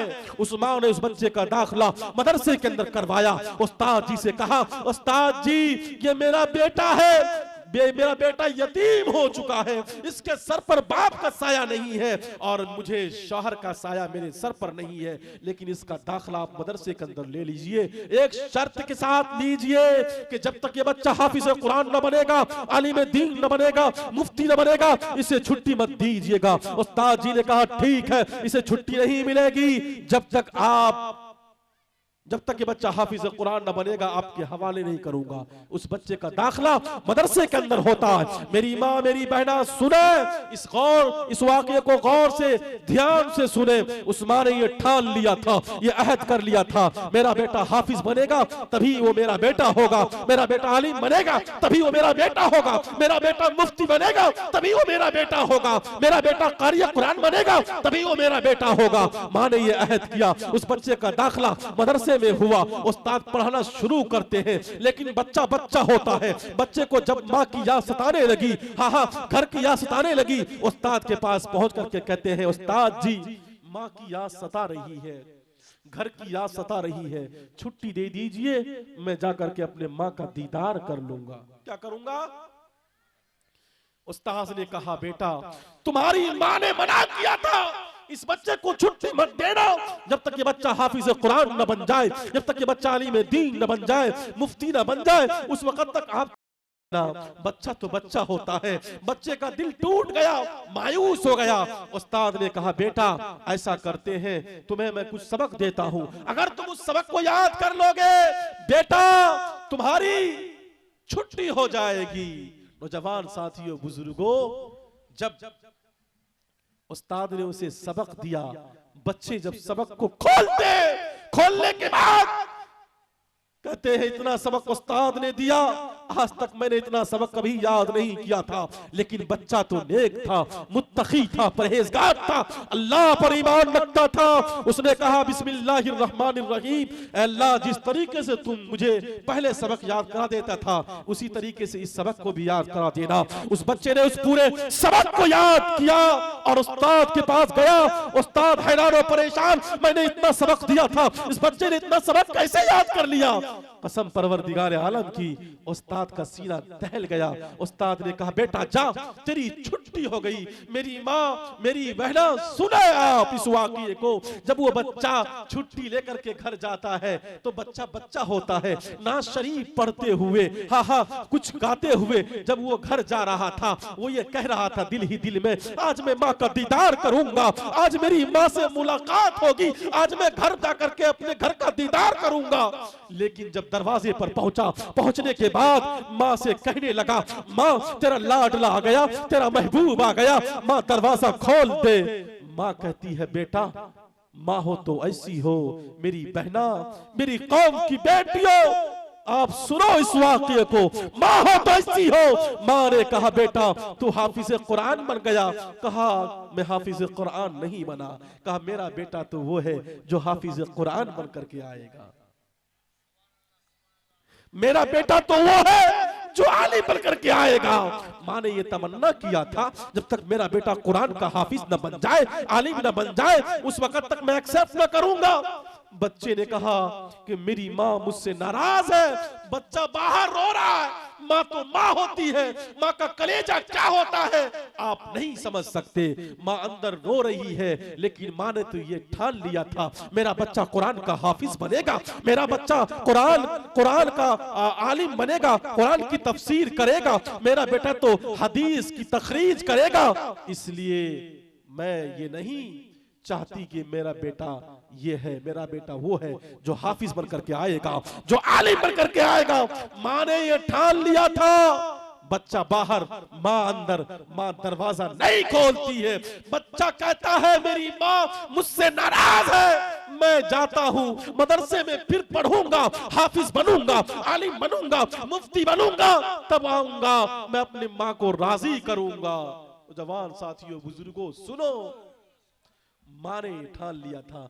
बच्चा फिर वापस आता है, आने के बाद उस्ताद से कहता है मेरी माँ मुझसे नाराज है, मैं उस वक्त तक घर नहीं जाऊंगा जब तक मैं अपने माँ को राजी ना कर लूंगा। कह दीजिए सुभान अल्लाह। माँ होती है।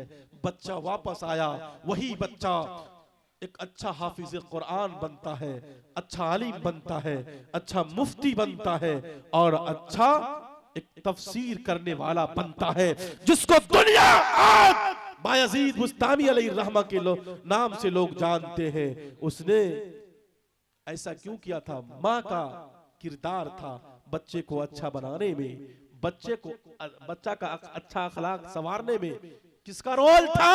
बोलो मुसलमानों, किसका रोल था? एक माँ का रोल था। उस बच्चे की तारीख आज पढ़ी जाती है। पंडित जी ये कहते हैं मातृमान, अगर आप चाहते हो हमारा समाज अच्छा बने, हमारे समाज के अंदर बेदारी आए, तो नौजवान साथियों बुजुर्गों अपनी बेटी को दीनी तालीम दोगे, यही बेटी एक दिन माँ बनेगी, यही बेटी एक दिन सास बनेगी, यही बेटी एक दिन पुतौ बनेगी। बेटी अच्छी होगी तो समाज अच्छा होगा, बेटी अच्छी होगी, माँ अच्छी होगी, बेटी अच्छी होगी, सास अच्छी होगी, बेटी अच्छी होगी, लड़का अच्छा होगा, बेटी अच्छी होगी, समाज के कौम के लोग अच्छे होंगे। बेटी अच्छी नहीं होगी, माँ अच्छी नहीं होगी, लाख कोशिशें कर लेंगे, हमारा समाज कभी अच्छा नहीं बन सकता। आज भी जुनैद बगदादी बन सकता है, शर्त यह है कि हमारी माँ अपनी बच्ची को, अपने बच्चे को बावजू दूध पिलाने वाली बन जाए। जुनैद बगदादी अलैहि रहमा ऐसे जुनैद बगदादी अलैहि रहमा नहीं बन जाते हैं। जब वो बंगाल के सफर पर गए थे, इसी बंगाल के सफर पर तो 7 लाख गैर मुस्लिमों ने आपके हाथ पर इस्लाम को कबूल किया था। जुनैद बगदादी के हाथ पर 7 लाख बंगाल के गैर मुस्लिमों ने इस्लाम को कबूल किया था। 70 लाख मुसलमानों ने तौबे की बैत ली थी। पूछा गया, जब वो घर आए माँ से वो कहने लगते, माँ आज मैं बड़ा खुश हूँ। माँ कहती है, बेटा क्यों खुश हो? कहा, माँ मैं क्यों ना खुश हूँ, मेरे हाथों पर आज 10 लाख गैर मुस्लिमों ने इस्लाम को कबूल किया है, 70 लाख मुसलमानों ने तौबे की बैत ली है, मैं क्यों ना खुश हूँ। माँ का जुमला सुनिएगा, माँ कहती है, बेटा ये कमाल तेरा नहीं है, ये कमाल तो मेरा है। मैंने तुम्हें जब भी दूध पिलाया, बावजू दूध पिलाया, बगैर वजू के मैंने कभी दूध ना पिलाया। माँ अच्छी होगी, बच्चा अच्छा होगा। माँ अगर अच्छी नहीं होगी, बच्चा कभी नहीं अच्छा हो सकता। पंडित जी कहते हैं, मातृमान पहले नंबर पर माँ की जरूरत पड़ती है। माँ अच्छी होगी, बच्चा अच्छा होगा। और दूसरे नंबर बाप की जरूरत पड़ती है। किसकी? बाप की जरूरत पड़ती है। किसकी जरूरत पड़ती है बताइए, एक हाथ उठा करके। लग रहा है कि कुछ लोग सो रहे हैं, ऐसा बात समझ में आ रही है क्या? आ रही है तो हाथ उठा के बतलाइए, हाँ आ रही है। माशाअल्लाह। कुछ लोग अब तक बाहर हैं, उसको आप कितनों तकरीर कर लीजिए, तकरीर खिला दीजिए, उसको समझ में नहीं आएगी, वो बाहर ही रहेंगे। जलसे के नाम पे आते हैं, बहरे कैफ, अल्लाह उनको हिदायत अता फरमाए। दूसरे नंबर पर बाप की जरूरत पड़ती है। पंडित जी कहते हैं, अगर चाहते हो कि समाज अच्छा बने, समाज में बेदारी आए, हमारी माँ बहनों की तरफ से आवाज आ रही है, आप लोग खामोशी के साथ सुने। आपकी आवाज भी पर्दा है, पर्दा। आपकी आवाज भी गैर महरम तक नहीं जानी चाहिए, आवाज आपकी पर्दा है। दूसरे नंबर पर कहते हैं पंडित जी, पितृमान बाप की जरूरत पड़ती है। बाप अच्छे होंगे, बाप का अखलाक अच्छा होगा, बच्चा अच्छा बनेगा। सुनते हैं, आपने सुना होगा कि फला की बेटी भाग गई। कहां भाग गई? बंगाल से बिहार भाग गई, बिहार से बंगाल आ गई, बंगाल से महाराष्ट्र चली गई। ये क्यों होता है, आज मैं बताने के लिए जा रहा हूं। कहते हैं दूसरे नंबर पर समाज को अच्छा बनाने में एक बाप की जरूरत पड़ती है। बाप अच्छे होंगे, बाप का अखलाक अच्छा होगा, किरदार अच्छा होगा, तो इंशाअल्लाह न हमारी बेटियां मुर्तद होगी, न हमारे बेटे मुर्तद होंगे। लेकिन शर्त यह है कि बाप अच्छे हो। बाप देखता है, मेरी बेटी जिसकी उम्र 18 साल है, जिसकी उम्र 19 साल है, जिसकी उम्र 20 साल है, गैर महरम से बात करती है, लेकिन ये बाप उस पर तवज्जो नहीं देता। याद रखो, अल्लाह के नबी के पैगाम को अपने दिल में बांध लो। अल्लाह के नबी ने कहा, अगर किसी की बेटी मोबाइल पर किसी गैर महरम से बात करती है, अगर किसी की बेटी किसी से लव मैरिज करती है, उसका बाप वो देखता है उस मंजर को, ऐसा बाप क्या है? अल्लाह के नबी ने कहा, दय्यूस है ऐसे बाप, दय्यूस ऐसे बाप जो अपने बहू की, जो अपनी बेटी की, जो अपने बहन की, जो अपनी माँ की इज्जत को देखता हो कि वो तार तार हो रहा है, लेकिन उस पर लापरवाही बरतता है। अल्लाह के नबी ने कहा, ऐसा शख्स दय्यूस है, दय्यूस, जिसको हम और आप कुछ और कहते हैं, अपनी जबान में कुछ और इस्तेमाल करते हैं, वो इस्तेमाल करने की बात नहीं है। दय्यूस जो अपनी बेटी की निगरानी नहीं करता। अगर हम और आप निगरानी करने वाले बन जाए। अभी हमारे इलाके की बात है कि एक 13 साल की लड़की थी जो गैरों के हाथ पर अपना हाथ दे बैठी, वो इस्लाम से हाथ धो बैठी। क्यों? उसकी माँ ने देखा मेरी बेटी किससे बात कर रही है, किससे बात नहीं, लेकिन लापरवाही बरती, उसका नतीजा, उसका खमियाजा भुगतना पड़ा। और मेरी कौम की बेटियों, मेरी समाज की बेटियों, मेरी समाज की माँ, आप भी सुनो। अगर आप भी देखती हो कि मेरी बेटी कहीं गलत बात कर रही है, किसी से लव मैरिज कर रही है, तो आपकी भी जिम्मेदारी बनती है कि अपनी बेटी का ख्याल रखें। कल क़यामत के दिन आपसे सवाल किया जाएगा, आपकी बेटी किसी गैर महरम से बात करती थी और आपने उस पर लापरवाही बरती। अल्लाह के नबी सल्लल्लाहु अलैहि वसल्लम ने कहा, ऐसा शख्स जन्नत में जाना तो दूर की बात, जन्नत की खुशबू भी नहीं सूंघ सकता। इसलिए हमें बेटी का भी निगरानी, उसके लिए एक लाहे अमल तैयार करना है, करेंगे इंशाअल्लाह। और क्या अभी एक रौटा हमारे इलाके में है, रौटा हल्का में क्या हुआ मैं बतलाऊंगा, कलेजा मुंह को आएगा। एक मेरी कौम की बेटी थी, बेटी, उसकी शादी हो गई थी, उसके 3 बच्चे थे, उसके शौहर बाहर में रहते थे, रिचार्ज वो करता था मोबाइल में, पैसा वो डालता था उसके मोबाइल में, वो किसी और से बात करती थी।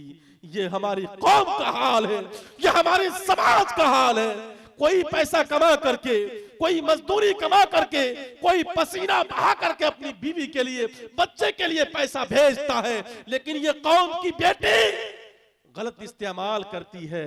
क्या हुआ, उसके 2-3 बच्चे थे, उसने क्या किया, उस 3 बच्चों को जहर खिला दिया।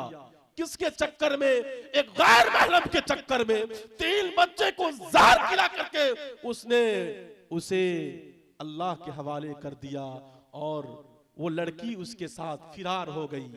ये हमारे कौम का हाल है, ये हमारे समाज का हाल है। नौजवान साथियों, बुजुर्गों, ऐसा क्यों होता है? ये मेरी और आपकी लापरवाही की बरतने की वजह से। मेरी कौम की बेटियों, मेरी समाज की बेटियों, कभी इस्लाम की दामन को मत छोड़ना। एक लड़की थी, उसकी शादी किसी गैर महरम से हुई, वो लव मैरिज कर ली, लेकिन उसको इस्तेमाल कैसे किया गया वो बताने के लिए जा रहा हूं। उसको इस्तेमाल किया, उसकी इज्जत को तार तार किया, उसके साथ शादी विवाह रचा करके क्या किया पता है आपको? उसके दोनों हाथ को बांध करके उसकी पिटाई की गई, और इतनी पिटाई की गई, एक कमरे के अंदर, एक हुजरे के अंदर उसकी इतनी पिटाई करके वीडियो वायरल कर दिया गया। वो कौन थी? मेरी कौम की बेटी थी, मुस्लिम कौम की बेटी थी, और गैरों के हाथ पर अपना हाथ दे बैठी थी। इसलिए नौजवान साथियों, बुजुर्गों, अपनी बेटी का ख्याल रखें, अपने बेटे का ख्याल रखें। ये हमारे नौजवान जो नशे की हालत को जवानी के आलम में कुछ गलत कर बैठते हैं, आपको अल्लाह ने जवानी दी है, अल्लाह की इबादत में लगाओ। बतलाया गया कल क़यामत के दिन मैदान महशर के अंदर जब तेज धूप होगी, सूरज को करीब कर दिया जाएगा, लोग नफ्सी नफ्सी के आलम में होंगे। किसी का पसीना घुटनों के बल होगा, किसी का पसीना टखनों के बल होगा, किसी का पसीना कमर तक होगा, किसी का पसीना सीने के बल होगा। उस दिन पूछा जाएगा कि तुमको मैंने जवानी दी थी, इस जवानी का इस्तेमाल तुमने कैसे किया? तुमने गैर महरम लड़की के साथ इसका इस्तेमाल किया या किसी और के साथ तुमने इसका इस्तेमाल किया? उस वक्त तक मेरा और आपका कदम नहीं हिलेगा अपनी जगह से, जब तक हम लोग इस सवाल का जवाब न दे देंगे। इसलिए नौजवान साथियों, जवानी दी अल्लाह ने ताकत दी है, अल्लाह के रास्ते में से खर्च करो, इंशाअल्लाह करेंगे। कहा कि दूसरे नंबर पर पितृमान, एक बाप की जरूरत पड़ती है, बाप अच्छे होंगे बच्चा अच्छा होगा। तीसरे नंबर पर किसकी जरूरत पड़ती है? कहते हैं पितृमान, मातृमान, पितृमान, चार्यावान, पुरुषो वेदः। तीसरे नंबर पर बच्चे को अच्छा बनाने में, समाज को अच्छा बनाने में एक उस्ताद की जरूरत पड़ती है, एक मकतब की जरूरत पड़ती है, एक मदरसे की जरूरत पड़ती है, एक स्कूल की जरूरत पड़ती है। अगर मदरसा अच्छा होगा, अगर स्कूल अच्छा होगा, तालीम अच्छी होगी, हमारा बच्चा अच्छा बनेगा। अगर हमारे स्कूल में, हमारे मदरसे में पढ़ाई नहीं होगी, तालीम नहीं होगी, निगरानी नहीं होगी, क्या कभी हम लोग कामयाब नहीं हो सकते। पंडित जी कहते हैं अगर मदरसा अच्छा होगा, स्कूल अच्छा होगा, नौजवान साथियों हमारे समाज के बच्चे अच्छे होंगे, बेटियां अच्छी होंगी, बेटे अच्छे होंगे। लेकिन अगर मदरसे अच्छे ना हो कभी बेटियां सही नहीं हो सकती। और मैं एक बात बतला दूं, अब अपने बेटी को इंग्लिश पढ़ाओ, मना नहीं करता मैं, अपनी बेटी को आप साइंस पढ़ाओ, मैं मना नहीं करता, अपने बेटे को आप डॉक्टर बनाओ, मैं मना नहीं करता। और इस समाज को एक अच्छे डॉक्टर की जरूरत है, एक अच्छे इंजीनियर की जरूरत है, एक अच्छे कलेक्टर की जरूरत है, एक अच्छे डॉक्टर की जरूरत है। लेकिन इन तमाम उलूम व फुनून पढ़ाने से पहले अपने बच्चे को कुरान का हाफिज बना दो, अपने बच्चे को कुरान पढ़ने वाला बना दो, चाहे वो नाजरा ही सही। इसलिए कि कयामत का मैदान होगा, अव्वलीन और आखिरीन इकट्ठा होंगे, मालदार भी होंगे, वहां दौलतमंद भी होंगे, डॉक्टर भी होंगे, इंजीनियर भी होंगे, आला किस्म के लोग होंगे। उस दिन कयामत के दिन जब रब्बे कायनात की निगाह हाफिज कुरान की तरफ पड़ेगा, हाफिज कुरान से कहा जाएगा ओ हाफिज कुरान, जब खड़गपुर के नौजवान सोया करते थे उस वक्त तुम मेरे कुरान की तिलावत करते थे। ओ हाफिज कुरान, रास्ता चलते हुए तुम मेरा कुरान की रट लगाया करते थे। वो हाफिज कुरान, तहज्जुद में तुम मेरे कुरान की तिलावत करते थे। ओ हाफिज कुरान, जाओ मैं तुम्हें इजाजत देता हूं, 10 ऐसे लोगों के कांधे पर तुम हाथ रख दो, मैं परवरदिगारे आलम तुम्हारे हाथ रखने की वजह से उसे जहन्नम से हटा करके जन्नत वाला बना दूंगा। कुरान पढ़ो तो सही, कुरान पढ़ाओ तो सही। और नौजवान साथियों, बुजुर्गों, ये कुरान एक ऐसी अजीम किताब है कि अल्लाह ने इंसान पर नाजिल किया। किस पर नाजिल किया? कुरान को आसमान पर अल्लाह ने नाजिल करने के लिए चाहा। आसमान ने कहा मुझसे नहीं हो सकता, इस अजीम बोझ को मैं नहीं उठा सकता। अल्लाह ने कुरान को इस धरती पर, इस पृथ्वी पर नाजिल करने के लिए चाहा। पृथ्वी ने भी कहा कि ये मुझसे नहीं हो सकता। और पहाड़ पर नाजिल करने के लिए चाहा, पहाड़ ने कहा इस अजीम हस्ती का बोझ मैं नहीं उठा सकता। कुरान ने कहा वो हमलहल इंसान, अगर किसी ने इसको उठाया है वो इंसान की जात है। नौजवान साथियों, इसलिए आपने देखा होगा एक नन्हा सा बच्चा जिसे कपड़ा धोने का सलीका मालूम नहीं, एक मासूम सा बच्चा जिसे खाने का सलीका मालूम नहीं, जिसे चलने का सलीका मालूम नहीं, जिसे सोने का सलीका मालूम नहीं, जिसकी उम्र महज 4 से 5 साल की होती है, वो कुरान को हिफ्ज याद कर लेता है। ये कुरान का मोजिज़ा है। इसलिए अपने बच्चे को आप इंग्लिश पढ़ाओ, डॉक्टर बनाओ, उससे पहले कुरान पढ़ाओ। पढ़ाएंगे कितने लोग हैं? हाथ उठा के बतलाएंगे इंशाअल्लाह। और आपको बतलाऊं, ये कुरान मिटाने की बड़ी लोगों ने जोर लगा दी। कुरान मिटा करके रहेंगे, कुरान खत्म कर देंगे, कुरान मिट जाएगा, दुनिया से मुसलमान मिट जाएगा, कुरान मिट जाएगा, दुनिया से इस्लाम खत्म हो जाएगा। उन तक पैगाम दे दो। कुरान मिटाने के लिए अबू जहल भी आया था, नहीं मिटा सका। कुरान मिटाने के लिए अबू लहब भी आया था, नहीं मिटा सका। बल्कि बरतानिया के अंदर एक मीटिंग हुई, मीटिंग में ये बात पास हुई, जिस तरीके से पार्लियामेंट में बिल पास होता है कि फुला काम को अंजाम देना है, उस बार बरतानिया में ये मीटिंग और ये बिल पास हुआ कि हिंदुस्तान से इस्लाम को खत्म करना है। लोगों ने मशवरा दिया, कहा, किसी ने कहा कि कुरान को खत्म कर दो, इस्लाम खत्म हो जाएगा। किसी ने कहा मुसलमान को खत्म कर दो, कुरान खत्म हो जाएगा। नौजवानों सुनो, जब वहां से एक मीटिंग पास हुई, एक बिल पास हुआ, कहा सबसे पहले कुरान को खत्म कर दो, मुसलमान मिट जाएगा, खत्म हो जाएगा। आया कुरान को मिटाने के लिए, हाथ में कुरान को लिया, मदरसे से निकाला, जला दिया, मकतब से निकाला, जला दिया। कुरान के नुस्खे को जहां पाया और पाने के बाद उसको जला दिया। जब सरजमीन देवल में उस अंग्रेज का नापाक कदम पड़ता है, मौलाना रशीद अहमद गंगोही अल्लाह उसके कब्र को नूर से मुनव्वर फरमाए, कहते हैं अंग्रेज के चेले तुम कहां देवल में घूम रहे हो, कहां गली कोचे में तुम चक्कर लगा रहे हो, कहां मेरे लीडर ने, मेरे कौम के रहबर ने, रहनुमा ने यह तय किया है अगर हिंदुस्तान से मुसलमान को खत्म करना चाहते हो सबसे पहले कुरान को खत्म करना पड़ेगा। हम लोग कुरान के नुस्खे को खत्म कर सकते हैं और खत्म कर देंगे, मुसलमान खत्म हो जाएगा। मौलाना रशीद अहमद गंगोही ने एक मासूम से बच्चे को बुलाया और कहा, है मेरे मासूम बच्चा जो कुरान का हाफिज था, उससे कहा, है मेरे मासूम लगते जिगर कुरान पढ़ना शुरू करो।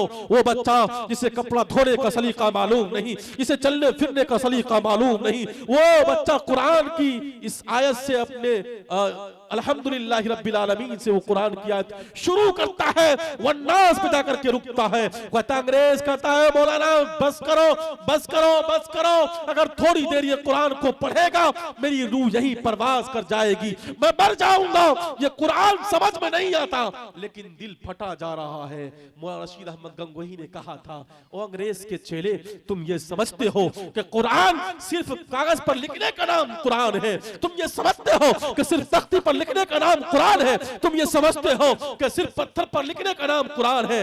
नहीं नहीं, मुसलमान के एक 5 साले बच्चे के सीने में भी कुरान है। तुम किस किस को मिटाओगे? तुम किसको खत्म करोगे?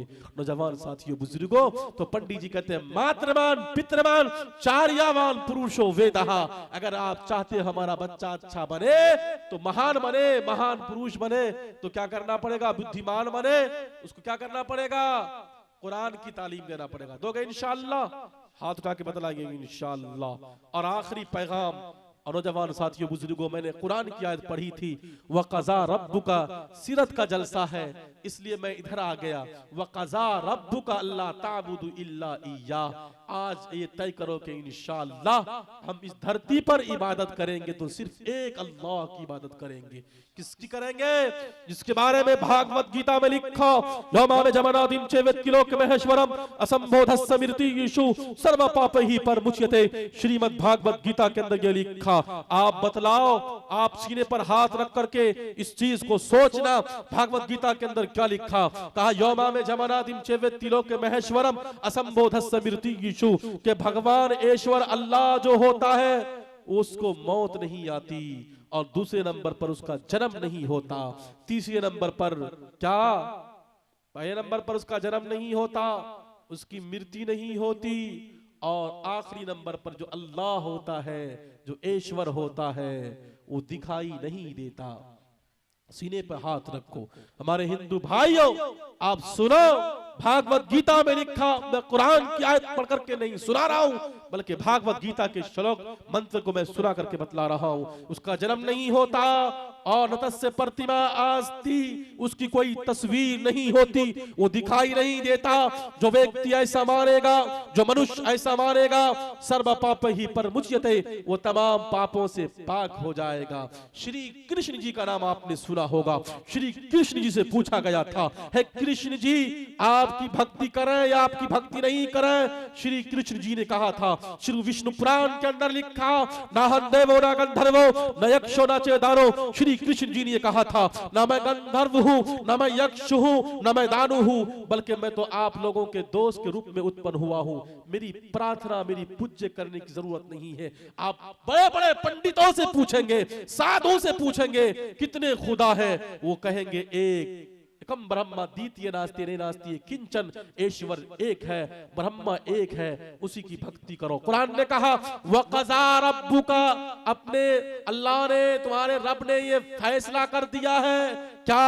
अल्लाह ताबुदू इल्ला, अगर इस धरती पर किसी की इबादत की जाएगी तो एक इबादत अल्लाह की जाएगी। हाथ उठा के बतलाइए, इंशाअल्लाह उसकी करेंगे। और कहा, वो बिल वालिदैनि इहसाना, और कुरान ने अल्लाह की इबादत के बाद जो पैगाम दिया, कहा, वक़ज़ा रब्बुका अल्ला ताबुदू इल्ला इय्याह व बिल वालिदैनि इहसाना, अपने माँ बाप के साथ हुस्ने सुलूक से पेश आओ। अपने माँ बाप के साथ हुस्ने सुलूक से पेश आओ। लेकिन समाज में हर माँ परेशान, समाज में हर बाप परेशान। ऐसा क्यों हुआ? नौजवानों, कभी आपने अपने दिल में लेकर के सोचा माँ का मकाम क्या है, माँ का मर्तबा क्या है? माँ तो माँ होती है। ये चाइना के अंदर आपने सुना होगा नाम चाइना का। चाइना के अंदर एक माँ दीवार में दबती है, दबने के बाद क्या हुआ, जब उस माँ को निकाला जाता है, माँ भी जिंदा निकलती है। माँ के साथ एक बच्ची भी थी, वो भी जिंदा निकलती है। मीडिया वाले ने पूछा, बतलाओ तो सही, तुम्हारे जिस्म में ताकत थी, तुम्हारे जिस्म में कुव्वत थी, तुम्हारे जिस्म में खून था, तुम जिंदा निकले, लेकिन तुम्हारी मासूम बच्ची कैसे जिंदा निकली? मीडिया वाले ने सवाल किया। माँ का जुमला सुनिएगा। माँ कहती है कि नौजवानों सुनो, मीडिया वालों सुनो, जब तक मेरे जिस्म में खून था, जब तक मेरे पिस्तान में दूध था, मैं अपने मासूम बच्ची को दूध पिलाती रही, पिलाती रही। जब मेरे पिस्तान से दूध खुश्क हो गया, खत्म हो गया, मैंने हाथ की एक उंगली को चबाया, हाथ की दूसरी उंगली को चबाया, हाथ की तीसरी उंगली को चबाया, हाथ की चौथी, पांचवी, छठी, सातवीं, आठवीं, नवीं, 10 के 10 उंगली को चबा करके मैंने अपने बच्चे को खूने जिगर पिला करके मैंने अपने बच्चे को जिंदा रखा। माँ तो माँ होती है। माँ को जब खूने जिगर पिलाने की बारी आती है, माँ खूने जिगर पिला दिया करती है। नौजवान साथियों, बुजुर्गों, माँ का मर्तबा, माँ का हक कोई इस धरती पर अदा नहीं कर सकता। कोई कहे कि मैंने माँ का हक अदा कर दिया, बाप का हक अदा कर दिया, गलत। इसलिए कि अल्लाह के नबी सल्लल्लाहु अलैहि वसल्लम के जमाने में एक सहाबी रसूल आए, अल्लाह के नबी, मैंने माँ का भी हक अदा कर दिया, मैंने बाप का भी हक अदा कर दिया। अल्लाह के नबी ने कहा, वो कैसे? कहा, मैंने माँ को एक कांधे पर बैठाया, दूसरे कांधे पर मैंने बाप को बैठाया, और मैंने खाने काबा का तवाफ उसे पैदल करवाया। मैंने माँ का भी हक अदा कर दिया, मैंने बाप का भी हक अदा कर दिया। अल्लाह के नबी ने कहा, तुमने माँ के खून के एक कतरे का भी हक अदा न किया, तुमने माँ का हक अदा कर दिया। अल्लाह के नबी तमन्नाएं करते थे, काश की मेरी माँ जिंदा होती, काश की मेरी माँ जिंदा होती। अल्लाह के नबी ये दुआ करते कि अल्लाह के नबी सल्लल्लाहु अलैहि वसल्लम ये कहते थे कि काश की मेरी माँ जिंदा होती, मैं ईशा की नमाज पढ़ रहा होता और मेरी माँ मुझे पुकारती, ऐ मोहम्मद इधर आजा, मैं नमाज को तोड़ देता, माँ के कदमों में झुक जाता। माँ तो माँ होती है, माँ का कोई हक अदा नहीं कर सकता।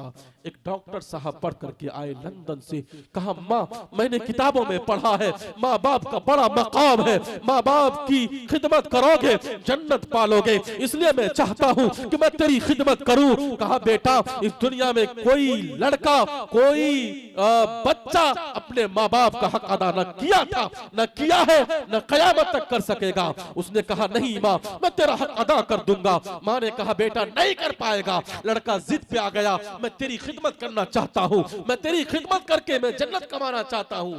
कहा, ठीक है बेटा, अगर तू जन्नत कमाना चाहता है, एक रात तुम मेरे हुजरे में सो जाओ, एक रात तुम मेरे कमरे में गुजारो, तुम मेरी खिदमत करो। माँ ने कहा, बेटा मुझे पानी ला करके दो।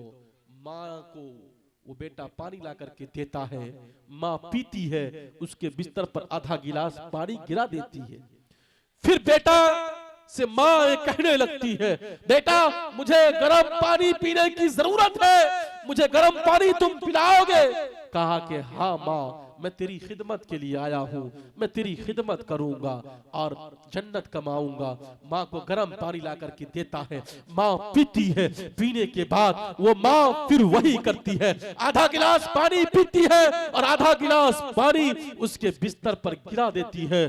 बेटे को गुस्सा आता है और वो कहने लगता है, माँ ये बार बार क्या ड्रामा करती हो कि आधा गिलास पानी पीती हो और आधा गिलास पानी मेरे बिस्तर पर गिरा देती हो, मैं कैसे सोऊंगा? माँ ने कहा, बेटा ये पानी गिराना मकसद नहीं था, तेरा इम्तिहान लेना मकसद था। तो इम्तिहान में कितना पास आता है? तुमने एक दिन बिस्तर पर मैंने पानी डाला, तुम गुस्सा गए, न जाने जब तुम मेरे पेट में थे 9 महीने मैंने कैसे गुजारा। कई ऐसे रात मैंने गुजार दी जिस रात में मेरे आंखों में नींद न थी। जब तुम पैदा हुए मैंने कितनी तकलीफ को बर्दाश्त किया। जब तुम्हारा जन्म हुआ, जब तुम्हारी उम्र 2 साल की होती थी, जब तुम्हें बुखार आता था, फिगर आता था, तो मैं तड़प जाती थी, काश कि मेरा लाडला को शिफायाब मिल जाए। माँ तो माँ होती है, माँ की खिदमत करो, माँ की अजमत को पहचानो। नौजवान साथियों, बुजुर्गों, सऊदी अरब का नाम आपने सुना है? सऊदी अरब का नाम सुना है? कितने लोग हैं वो हाथ उठा के बतलाइए। सऊदी अरब का नाम सुना है? जो मक्का गए होंगे शायद। रियाज जो सऊदी अरब की राजधानी है, सऊदी अरब की राजधानी है रियाज। वहां एक मुकद्दमा दायर हुआ, एक केस करने वाले ने केस किया। केस क्या था, मुकद्दमा क्या था, वो बताने के लिए जा रहा हूं। जज परेशान कि भाई ये मुकद्दमा कैसे मेरे पेश आया, मेरे पास कैसे आया। जज का कहने लगा कि आज तक मेरे पास ऐसा केस नहीं आया था जैसा केस आज आया। कहा कि छोटे भाई ने बड़े भाई पर केस कर दिया था। क्या केस था, क्या मामला था? अगर कहीं थाने में रिपोर्ट दर्ज होता है, केस होता है, हम समझते हैं भाई भाई का झगड़ा हुआ होगा, समाज वाले से झगड़ा हुआ होगा, किसी की जमीन कोई हड़प लिया होगा, तब जाकर के ये केस दर्ज हुआ। लेकिन रियाज के अंदर जो केस दर्ज हुआ था, सुनो नौजवानों, हर आदमी ऐसे माँ बाप की खिदमत करने वाला बन जाए। छोटे भाई ने बड़े भाई पर केस दर्ज किया था कि मेरे बड़े भाई की उम्र 80 से 90 साल की हो, 70 से 80 साल की हो गई है। मेरी माँ की उम्र 110 साल की हो गई है और मेरा बड़ा भाई इतनी उम्र होने के बावजूद भी मेरी माँ की खिदमत करता है। मैं ये चाहता हूँ कि मेरी माँ की खिदमत अब मैं करूं। मेरा बड़ा भाई कमजोर हो चुका है, वो ऐसी खिदमत नहीं कर सकता। जज साहब हैरान और परेशान, फैसला करें तो कैसे करें? बड़े भाई ने कहा नहीं, जब तक जान में जान है, सांस में सांस है, मैं माँ की खिदमत करता रहूंगा। जज साहब ने कहा इसकी माँ को बुलाया जाए। माँ को बुलाया गया। माँ से पूछा गया तुम किसके साथ रहना चाहती हो? माँ ने कहा जज साहब ये फैसला आपको सुनाना पड़ेगा, मेरे सामने तो मेरे दोनों बेटे हीरे हैं, आप जो फैसला करेंगे वो मुझे मंजूर है। जज साहब ने बड़े भाई को बुलाया, बुला करके समझाया कि तुम्हारा छोटा भाई है, वो माँ की खिदमत कर लेगा। तुमने बहुत खिदमत माँ की है, तुमने माँ का हक अदा किया है, हत्तल इम्कान तुमने किया है, अब छोटे वाले को दे दो। जज साहब ने जैसे फैसला सुनाया, बड़े भाई ठर्रा मार करके रोने लगे, कहने लगे आज मुझसे मेरी जन्नत छीन ली गई, आज से मेरी माँ मुझसे दूर हो गई। नौजवान साथियों, बुजुर्गों, क्या जज्बात था, क्या तड़प थी, क्या शौक था उसके अंदर। माँ तो माँ होती है और बाप तो बाप होता है। बाप की भी इज्जत करो, बाप की खिदमत करो। ये बाप अगर एक बार हाथ से निकल जाए, ओ फ्रेंड बनाने वालों, ओ दोस्त बनाने वालों, अगर तुम्हारे बुरे वक्त आ गए, ये फ्रेंड ये दोस्त तुम्हारे काम नहीं आएंगे। तुम्हारे हर मजबूरी में, हर परेशानी में तुम्हारे बाप तुम्हारे सामने खड़ा रहेगा, ये दोस्त तुम्हें छोड़ करके भाग जाएंगे। इसलिए बाप की इज्जत करो। अगर माँ के कदमों के नीचे जन्नत है तो बाप जन्नत का दरवाजा है। बाप की कदर करो। एक बाप ने बेटे का इम्तिहान लिया। कैसे इम्तिहान लिया? सुनो नौजवानों, ऐसे इम्तिहान लिया। बाप ने बेटे के सर पर हाथ रखा और हाथ रखने के बाद पूछा, बेटा बतला दुनिया का सबसे ताकतवर इंसान कौन है? बतला बेटा। बेटे का सीना चौड़ा हुआ। बेटा ने कहा कि दुनिया का सबसे ताकतवर इंसान मैं हूं। कहा बेटा ये बतला कि दुनिया का सबसे कमजोर इंसान कौन है? बाप ने बेटे के सर पर से हाथ नीचे रखा और रखने के बाद कहा बेटा दुनिया का सबसे कमजोर इंसान कौन है? बेटा मायूस हुआ, मायूसी के साथ जवाब देता है दुनिया का सबसे कमजोर इंसान मैं हूं। बाप ने कहा बेटा जब तेरे सर पर मेरा हाथ था मैंने तुमसे पूछा दुनिया का सबसे ताकतवर इंसान कौन है? तुमने कहा मैं। ऐसा तुमने क्यों कहा? कहा अब्बू जान उस वक्त आपका हाथ मेरे सर पर था। हाँ, वो बताना ये चाह रहा था जब बाप का साया सर पर हो तो इंसान दुनिया का सबसे ताकतवर इंसान बन जाता है। और अगर उसने कहा कि बेटा जब मैंने तेरे सर पर से हाथ नीचे किया तुमसे पूछा दुनिया का सबसे कमजोर इंसान कौन है, तुमने कहा मैं ऐसा तुमने क्यों कहा उस वक्त आपका साया मेरे सर पर से नीचे आ चुका था, इसलिए मैंने कहा कि मैं दुनिया का सबसे कमजोर इंसान हूँ। बताना ये चाहता हूँ कि माँ बाप का साया अगर सर पर हो इंसान सबसे ताकतवर इंसान बन जाता है। माँ बाप का साया अगर सर पर से खत्म हो जाए, ये माँ बाजारों में नहीं मिलती, मार्केटों में नहीं मिला करते, इसलिए माँ की खिदमत करो, बाप की खिदमत करो। आप करेंगे इंशाअल्लाह? हाथ उठा के बतलाइए इंशाअल्लाह। चाहे सारी उम्र लगा दो माँ की खिदमत में लोगो, चाहे सारी उम्र लगा दो माँ की खिदमत में लोगो। माँ के खून का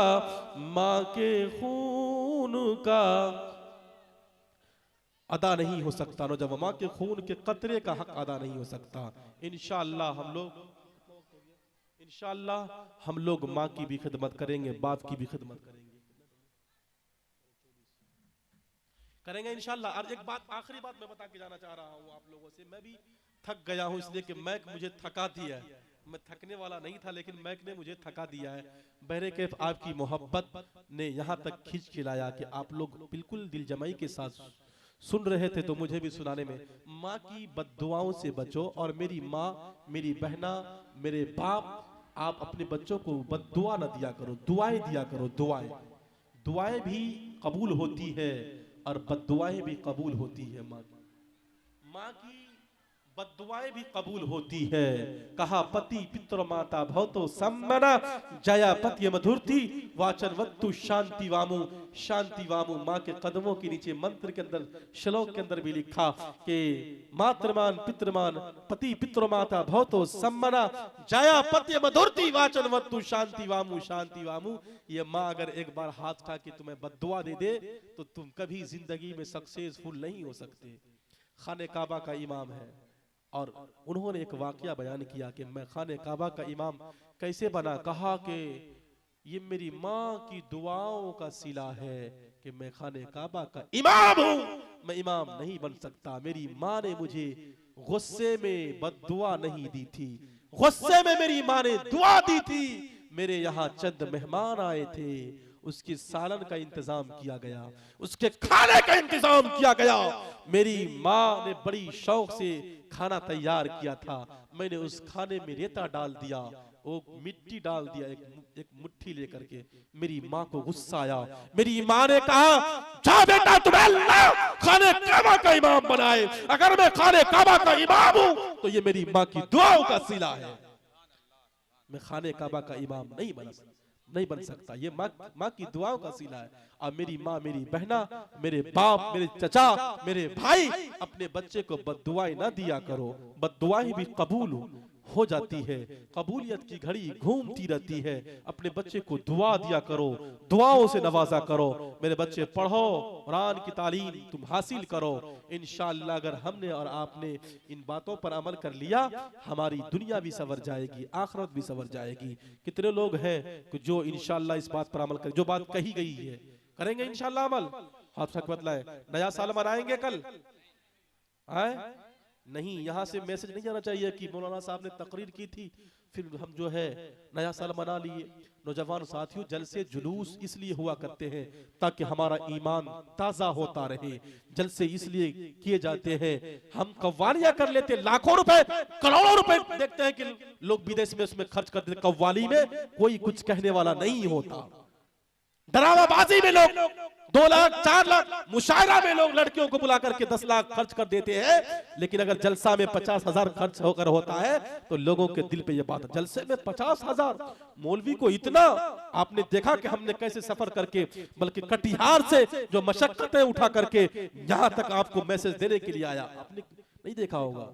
और आप जलसे जुलूस के मुखालफत में आप खड़े हो जाते, मोहल्ले वाले से कहने लगते ये मत करवाओ। अगर आपने जलसे को छोड़ दिया, दीनी प्रोग्राम को छोड़ दिया, मैंने बतलाया था पहले, आपके सीने में धब्बा धब्बा पैदा होगा और वो धब्बा बढ़ते बढ़ते बढ़ते बढ़ते पूरे जिस्म में फैल जाएगा, जो एक पत्थर की शक्ल को इख्तियार कर लेगा। और न हमें दीन की बातें समझ में आएगी, न कुरान की बातें समझ में आएगी।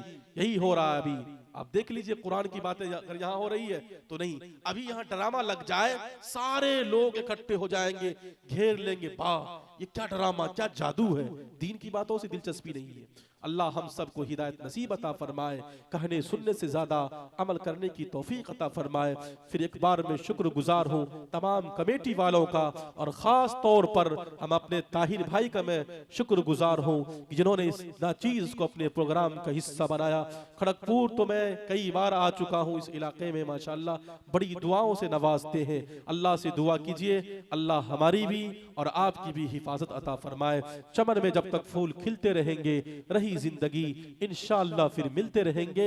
वाखिरु दावानिल हम्दुलिल्लाहि रब्बिल आलमीन।